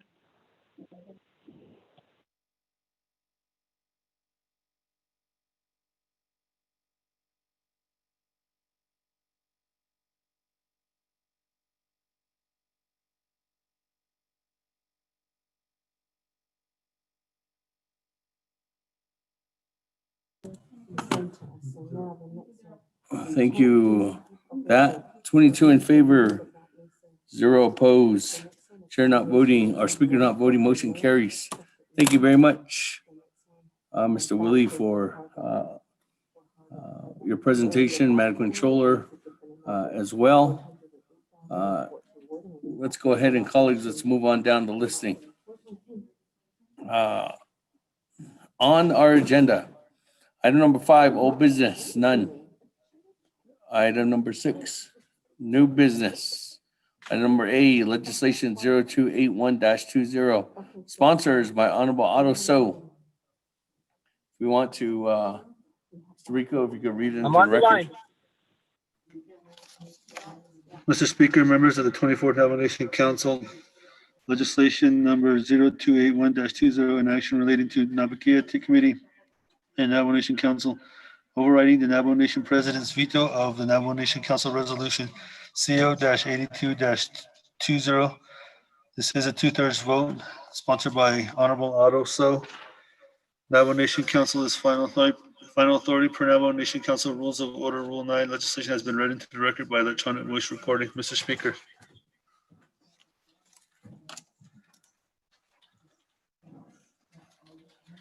Thank you. With that, could I get a motion? Motion, Delegate Daniel So. Motion by Chairman Daniel So.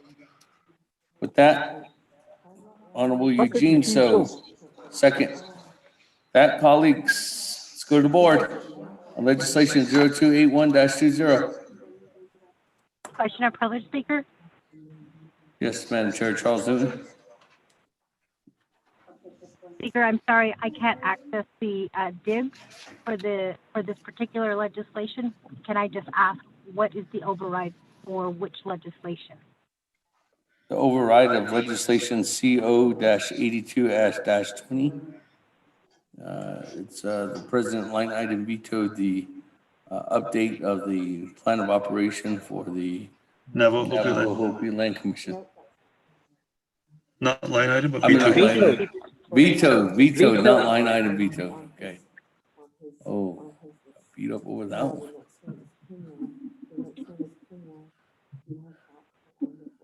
I'm Chair Charles Newton, you good? Speaker, did you say that he vetoed the legislation? Yes, he vetoed the legislation.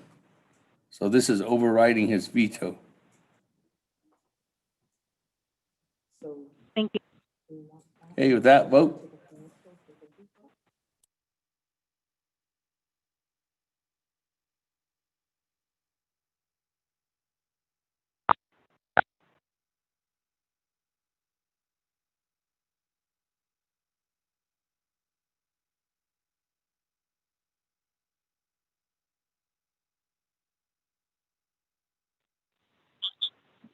Honorable Elmer Begay.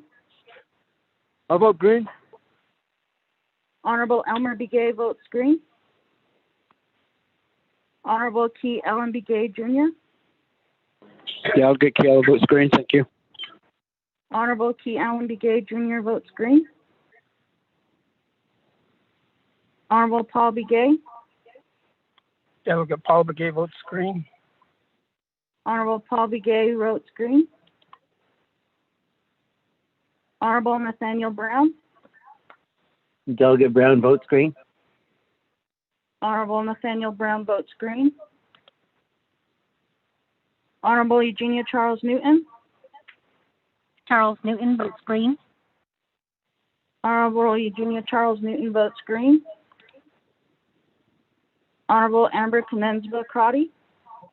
Delegate Amber Canensba Crotty votes green. Thank you. Honorable Amber Canensba Crotty votes green. Honorable Herman Daniels Jr. Green. Honorable Herman Daniels Jr. votes green. Honorable Mark Freeland. Green. Honorable Mark Freeland votes green. Honorable Pernell Halona.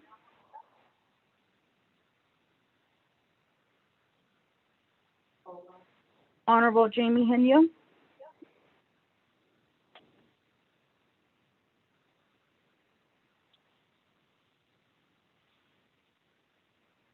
Honorable Vince James.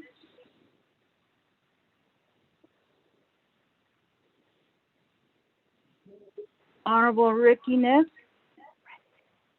Delegate Rick Nez, green. Honorable Rick Nez votes green. Honorable Carl Slater. Delegate Slater, green. Honorable Carl Slater votes green. Honorable Raymond Smith. Green. Honorable Raymond Smith votes green. Honorable Wilson Stewart Jr. Green. Honorable Wilson Stewart Jr. votes green. Honorable Charlene So. I vote green.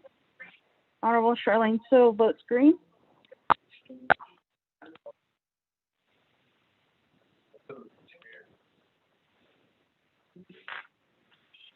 Okay.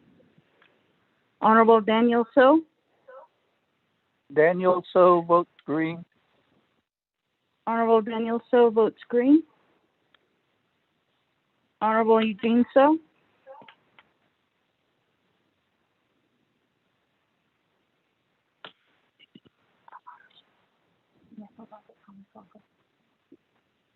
Honorable Thomas Walker Jr.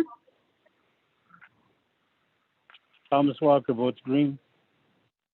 Honorable Thomas Walker Jr. votes green. Honorable Edison Wanika. Green. Honorable Edison Wanika votes green. Honorable Edmund Yazzie. Green. Honorable Edmund Yazzie votes green. Honorable Jimmy Yellowhair. Delegate Yellowhair votes green. Honorable Jimmy Yellowhair votes green.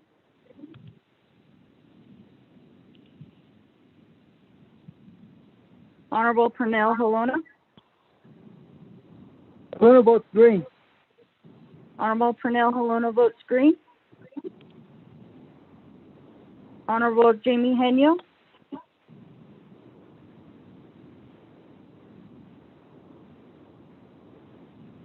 Honorable Vince James. Delegate James votes green. Honorable Vince James votes green. Henyo votes green.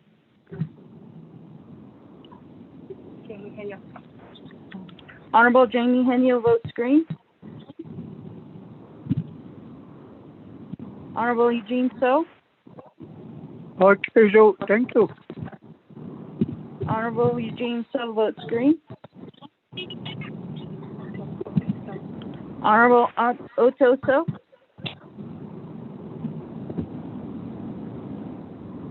I vote green. I was on mute. Honorable Otto So votes green.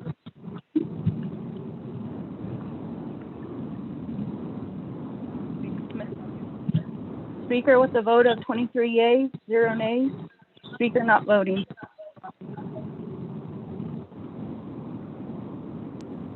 Thank you. With a vote of 23 in favor, 0 opposed, Chair not, or Speaker not voting, motion carries. Colleagues. That, moving on down. Legislation 0285-20, sponsored by Chairman Henio. Mr. Rico, if you could read it into the record.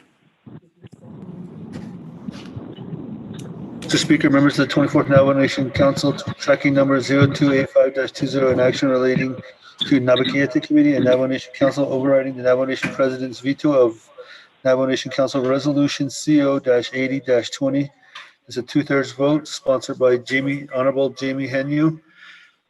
Council is final authority. Per Navajo Nation Council Rules of Order, Rule 9, legislation has been read into the record by electronic voice recording. Mr. Speaker.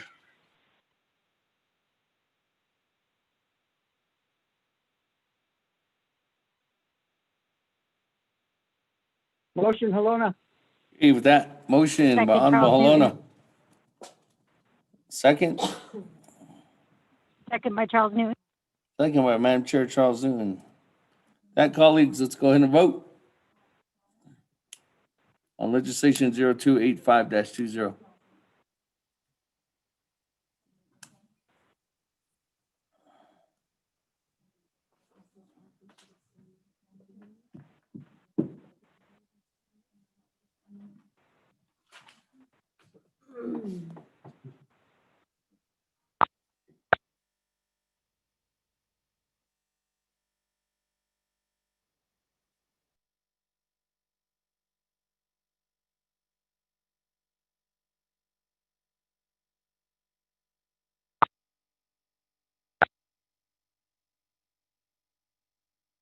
Hello. Honorable Elmer Begay. I vote green. Go ahead and click. Honorable Key Allen, Honorable Elmer Begay votes green. Honorable Key Allen Begay Jr.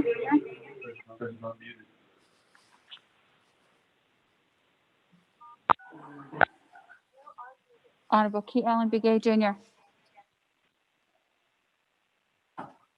Honorable Paul Begay. Chair. Honorable Key Allen Begay Paul Jr. Begay votes green.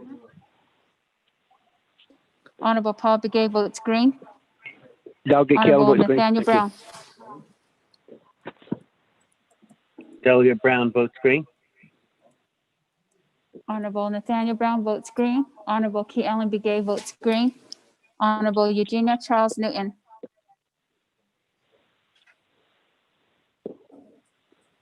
Charles Honorable Newton votes green. Honorable Eugenia Charles Newton votes green. Honorable Amber Canespa Crotty. Delegate Amber Kinsella Crotty votes green. Thank you. Honorable Amber Canespa Crotty votes green. Honorable Herman M. Daniels Jr. Green. Honorable Herman M. Daniels Jr. votes green. Honorable Mark Freeland. Honorable Mark Freeland votes green. Honorable Pernell Halona. Maloney votes green. Honorable Pernell Halona votes green. Honorable Jamie Henyo. Henyo votes green. Honorable Jamie Henyo votes green. Honorable Vince James. Delegate James votes green. Honorable Vince James votes green. Honorable Rick Nez. Delegate Rick is green. Honorable Rick Nez votes green. Honorable Carl Slater. Delegate Slater, green. Honorable Carl Slater votes green. Honorable Raymond Smith Jr. Green. Honorable Raymond Smith Jr. votes green. Honorable Wilson Stewart Jr. Green. Honorable Wilson Stewart Jr. votes green. Honorable Otto So. I vote green. Honorable Otto So.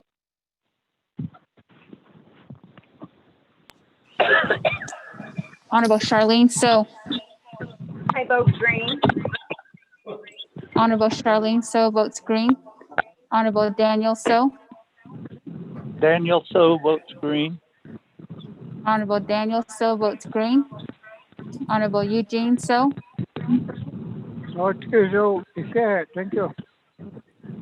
Honorable Eugene So votes green. Honorable Thomas Walker Jr.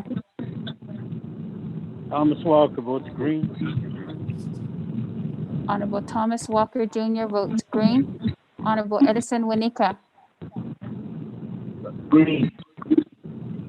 Honorable Edison Winika votes green. Honorable Edmund Yazzie. Green. Honorable Edmund Yazzie votes green. Honorable Jimmy Yellowhair. Delegate Yellowhair votes green. Thank you. Honorable Jimmy Yellowhair votes green. Speaker with the vote of 23 yeas, 0 nays, and speaker not voting.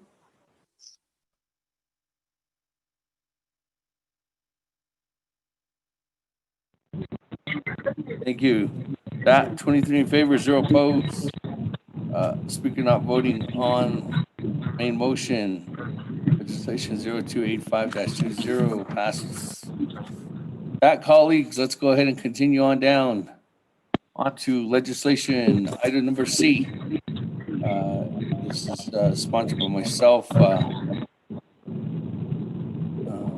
Chair Charles Dugan, Chairman Nez, or Chairman Daniel. So, mind taking over the reins right now of the meeting?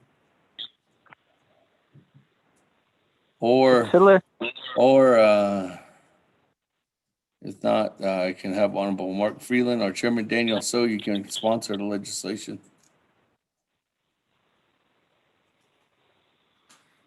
Chairman Daniel, so? I'll let Honorable Mark Freeland. He was the first signer on the co-sponsor.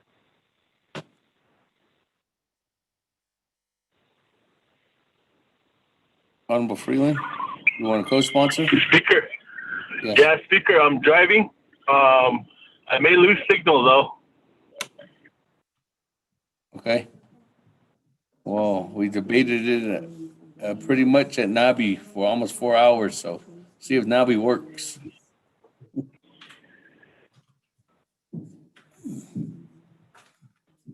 Honorable Freeland, do you want to take the co-sponsorship, or are you? Sure. Okay. That, Mr. Rico, if you want to read into the record.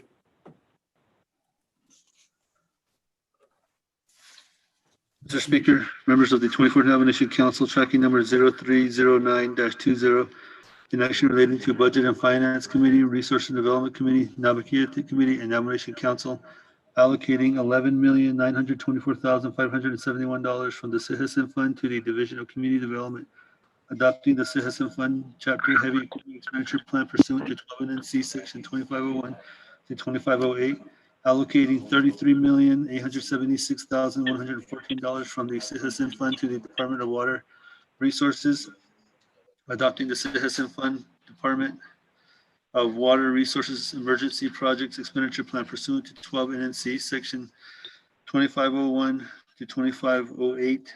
This is a 2/3 vote, sponsored by Honorable Seth Damon, co-sponsored by Honorable Mark A. Freeland, co-sponsored by Honorable Daniel E. So. You have a committee report from the Budget and Finance Committee that recommends that it do pass without amendment. There is also a committee report from the Resources Development Committee that it do pass with no amendment. There is also a committee report from the Navajo Committee that had it under consideration, reports the same that the time expired with one amendment. Navajo Nation Council is final authority. It will have to go to the President's office. Per Navajo Nation Council Rules of Order, Rule 9, legislation has been read into the record by electronic voice recording. Mr. Speaker. Motion, Halona. Okay, with that, Mr. Rico, is that it? With that, motion by Honorable Halona. Is there a second? Second. Second by Henio. Chairman Henio. That, colleagues, we have we have individuals, so on the board. So Honorable Freeland, floor is yours. I'll do a recap.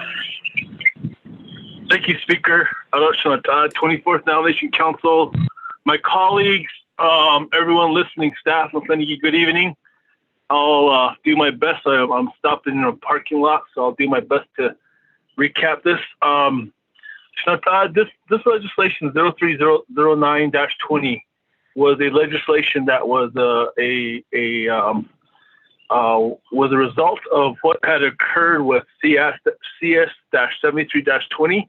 Our chapters did their due diligence and did their homework, and really we're all happy and thankful that they worked hard to submit their expenditure plans as well as their budget, and to also create some timelines as well, knowing that there is a specific need of heavy equipment out there, especially this time of year, knowing that pretty soon when we have another snowstorm, that we will be dealing with mud and other issues and other challenges.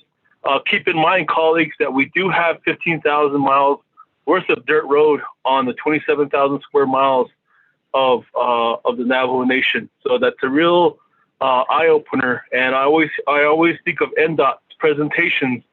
You can cross the country twice and maybe back a half of a way again. You know, in that time and that specific travel.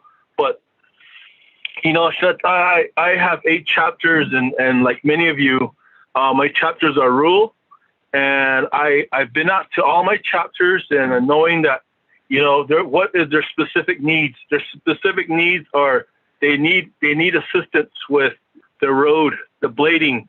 They need assistance with burial assistance. They need assistance with hauling.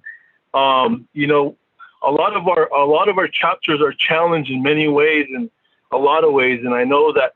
Especially what my brother brought up this morning, Honorable Kealan Begay Jr., you know, entities like NDOT or the BIA cannot or will not blade residential roads. So I think of our people, especially out there in more remote areas, that could use this really, the help of utilizing the blades, and, you know, and for one of my chapters, one of my bigger chapters, Crown Point, I know we do have a specific need for a backhoe, and we do have a community cemetery.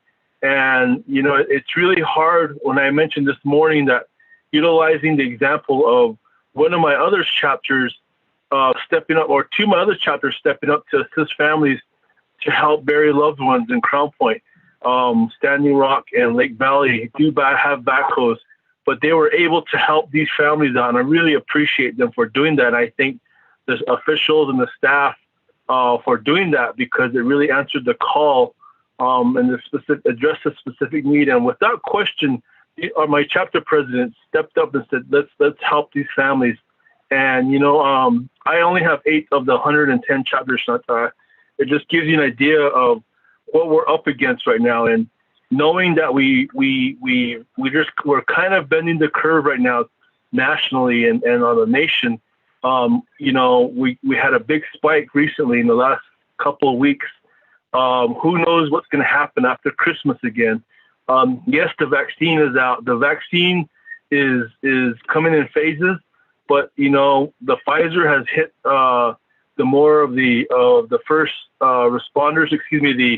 The emergency, the medical personnel, and Moderna is on its way as well, as it just got approved recently as well. So we're really working diligently to ensure that, you know, our chapters have adequacy as far as ensuring that there is accessibility. And I talk about accessibility because when we need accessible roads, whether it's non-emergent or emergent, you know, we want to make sure that a lot of these roads are passable and are maintained as well.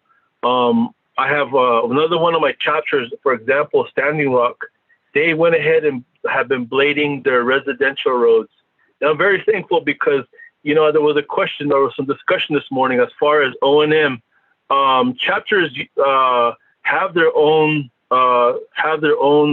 way of dealing with these. They have their own policies established, and a lot of them utilize their funding from rental, and they turn around and use that for operation and maintenance. For myself, I know I asked my chapters specifically, these heavy equipments were taken off of their ICIPs too. And I know we go to the state sometimes, and we're fortunate enough with the state of New Mexico to get a percentage of heavy equipment dollars, but sometimes it's not enough.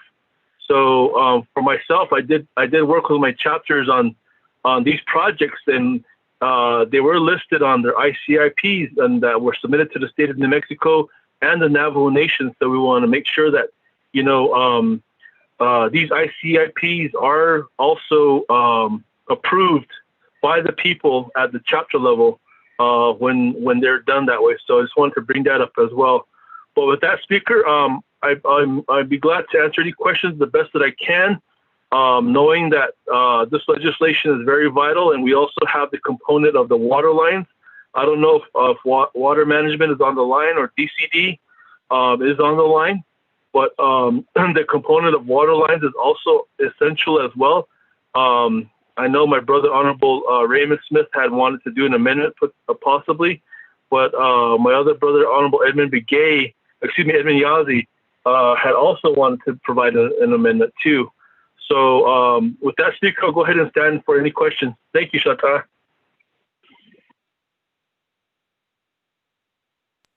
Thank you very much, Honorable Freeland. With that, colleagues, legislation 0309-20. At this time, again, just for the recap, this legislation doesn't have any attached amendments to it. Those amendments were left at NABKEATIC committee. So with that, let me go to the floor. Chairman Yazi. Speaker, members of the council, also to everyone that is listening via phone. My colleagues, we've talked about this legislation during NABI, and we've heard the reason why we made the amendment. And so with that, I'll make it short. My colleagues, I would like to go ahead and make amendment number 1, which we talked about during NABI. The info was emailed to us, and the wording was read into record during NABI. So with that, Speaker, my colleagues, I ask for your support on amendment number 1, and I'll stand for questions if there's any. Speaker, sir, on amendment 1, that would be my motion, sir. Second, Daniel So. That on amendment 1, staff, if you could read it into the record.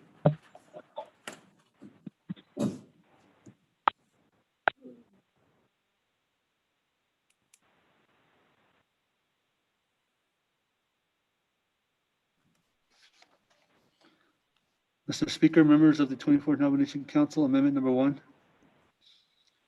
Delete existing Exhibit A and insert new Exhibit A. 2, on page 7, line 12, add new paragraph as follows. 4, chapters shall be responsible for the repairs and maintenance and insurance costs for their respective heavy equipment.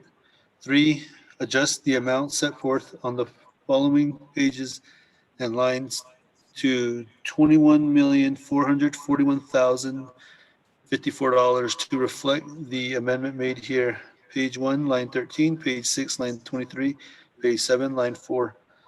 On page 9, line 12, add new paragraph as follows. New paragraph B, the Office of the Speaker and Office of Legislative Counsel shall immediately provide the Division of Community Development with all supporting documents used in the development of Exhibit A. 5, renumber related succeeding paragraphs, sections, and/or exhibits accordingly if necessary. And this amendment shall supersede inconsistent language contained in any other committee amendment which shall be conformed to the intent or language of this amendment. The Office of Legislative Services, with notice to the sponsor of the legislation, is hereby authorized to make necessary grammatical changes. Also attached to this is a new Exhibit A. Mr. Speaker.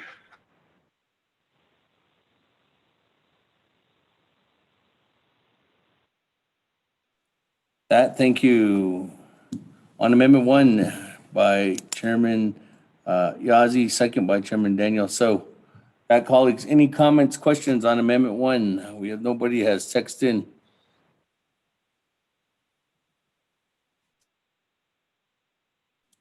There's none. This is Delegate Charles Newton. I'm Chair Charles Newton on the amendment 1. Thank you, Speaker. Just really quickly, do we have a firm answer on whether these funds are going to be reimbursed back to the citizen pot, or is this money going to be used and no reimbursement is going to occur? I reserve the rest of my time, Speaker. Thank you. Every time with 4 minutes and 42 seconds.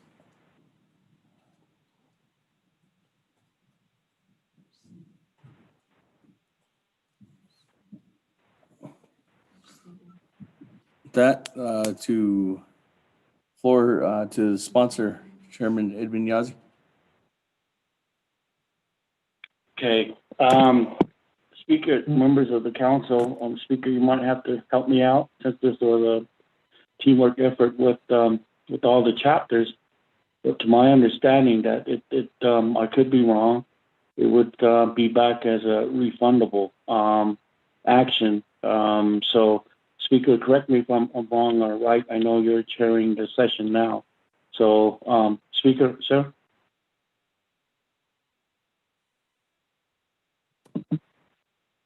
Thank you. I think that your question goes. Thank you, Chairman Edmiazi. I think your question, Madam Chair Charles Noon, refers back to when we were discussing this at NABI, when Madam Chair Amber Crotty asked a question about are these funds, is there any action for us to be leveraging these dollars or getting any kind of reimbursement like through FEMA? So the opportunity is there.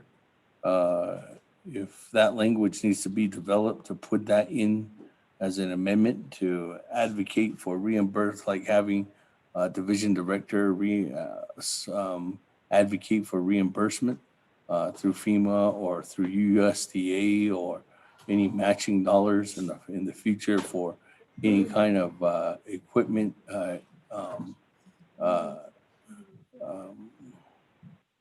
charges or any kind of equipment relief charges in the future through FEMA. That's an opportunity that can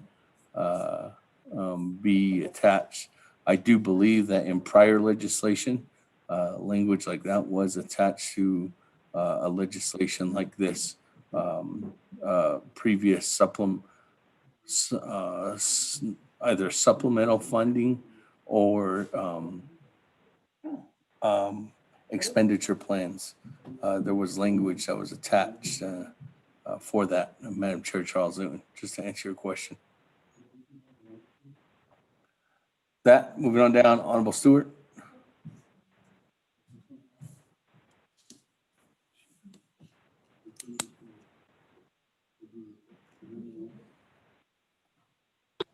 Speaker, this one is requesting for an amendment that Ms. Barbara helped me with, the one that also working with Division of Economic Development. Honorable Stewart, we have an amendment on the floor, and that's to amend to add in the amendments of all the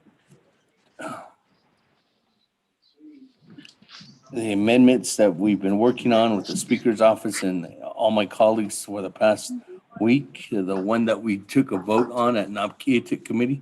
Yes. So are you asking for another amendment, or you want me to come back to you at the main motion? Come back to me at the main motion, Speaker. Okay. Thank you.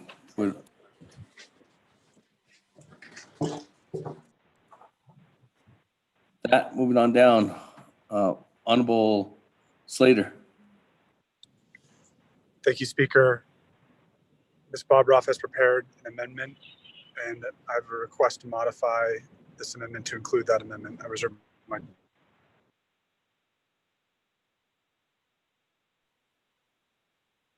Honorable Slater. Reserve your time at 4 minutes, 54 seconds. Is there an amendment that you received? Yeah.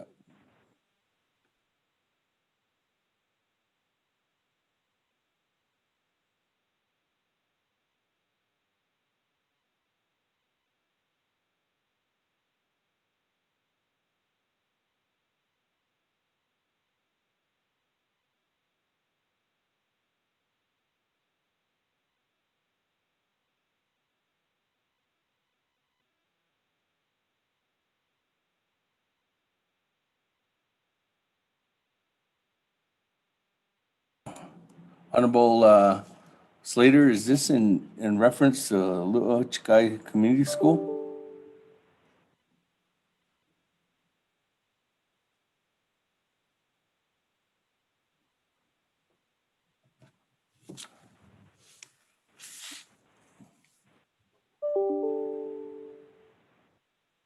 Is that the one that you got? Honorable Slater.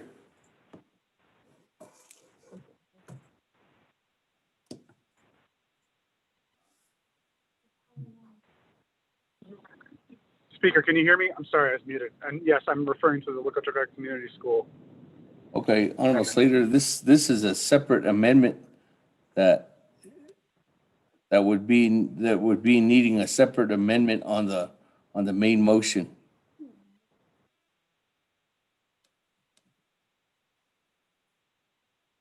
Because you're adding in another expenditure plan. This one's, the first amendment is just adding an amendment to the current expenditure plan. You're trying to add in another expenditure plan, same as Honorable Wilson Stewart. So I ask that you hold off until the main motion and I can come back to you, Honorable Slater. Thank you, Speaker. Okay. Colleagues, is there any other comments, questions on Amendment 1?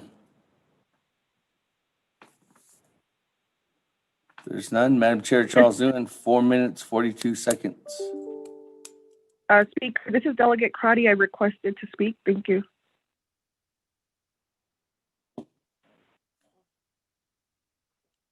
Madam Chair, Amber Crotty, sorry I didn't get that.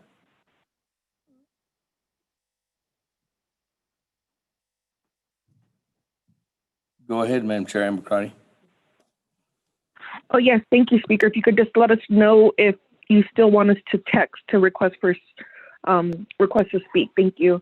I wanted to ask, thank you for the amending party for this amendment.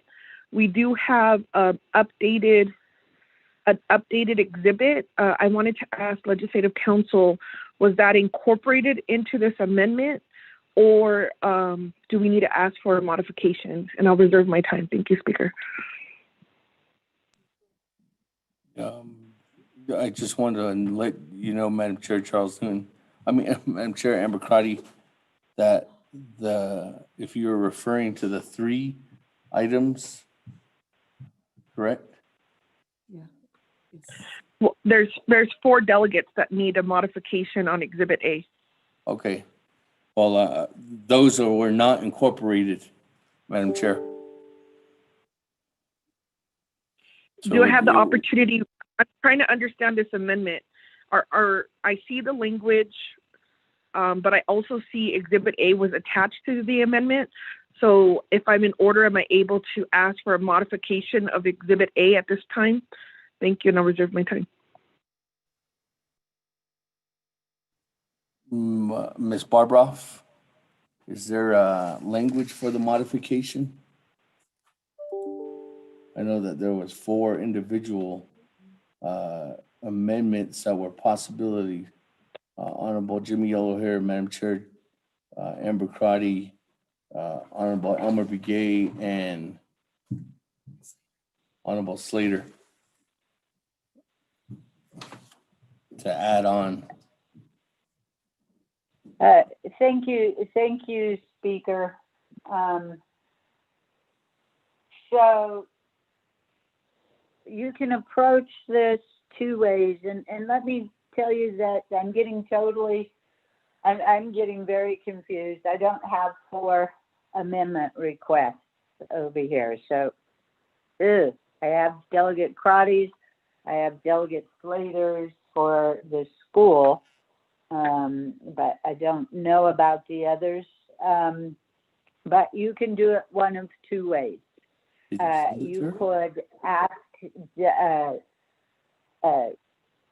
Delegate Yazzie to include your new projects in his amendment. You'll need to get that information to him, and so then he could do that by modifying his amendment, or after his amendment is adopted, if it is, you can do your amendments one by one. I would truly recommend that any modifications you ask for Delegate Yazzie to do, that they be heavy equipment amendments. Thank you. Ms. Barbroff, the email was sent to you at 5:20. It's from Ms. Sherilyn Yazzie. Okay. Once again, let me double check. Once again, I'm getting huge number of emails.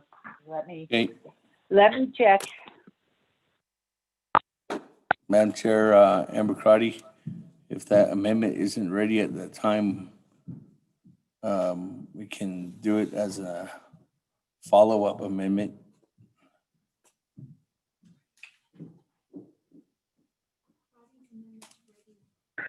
Speaker, I'd like to do an amendment that's inclusive instead of one by one. I'm just thinking about the time. And so we have all of the documents. If Ms. Barbroff needs some time to pull that together, if that could be provided to Chairman Yazzie. Thank you. Can you send that to Speaker? Send that email to Chairman Yazzie. Okay, thank you. Speaker, this is Dana. I found Chief of Staff's email. It does have the projects listed out. I do not know if they have supporting documentation, but I also don't know if they got incorporated into the schedule. I'm just lost as to how you guys are proceeding with all these one-on-one amendments. Perhaps Ms. Yazzie could come over to Office of Legislative Counsel. Speaker?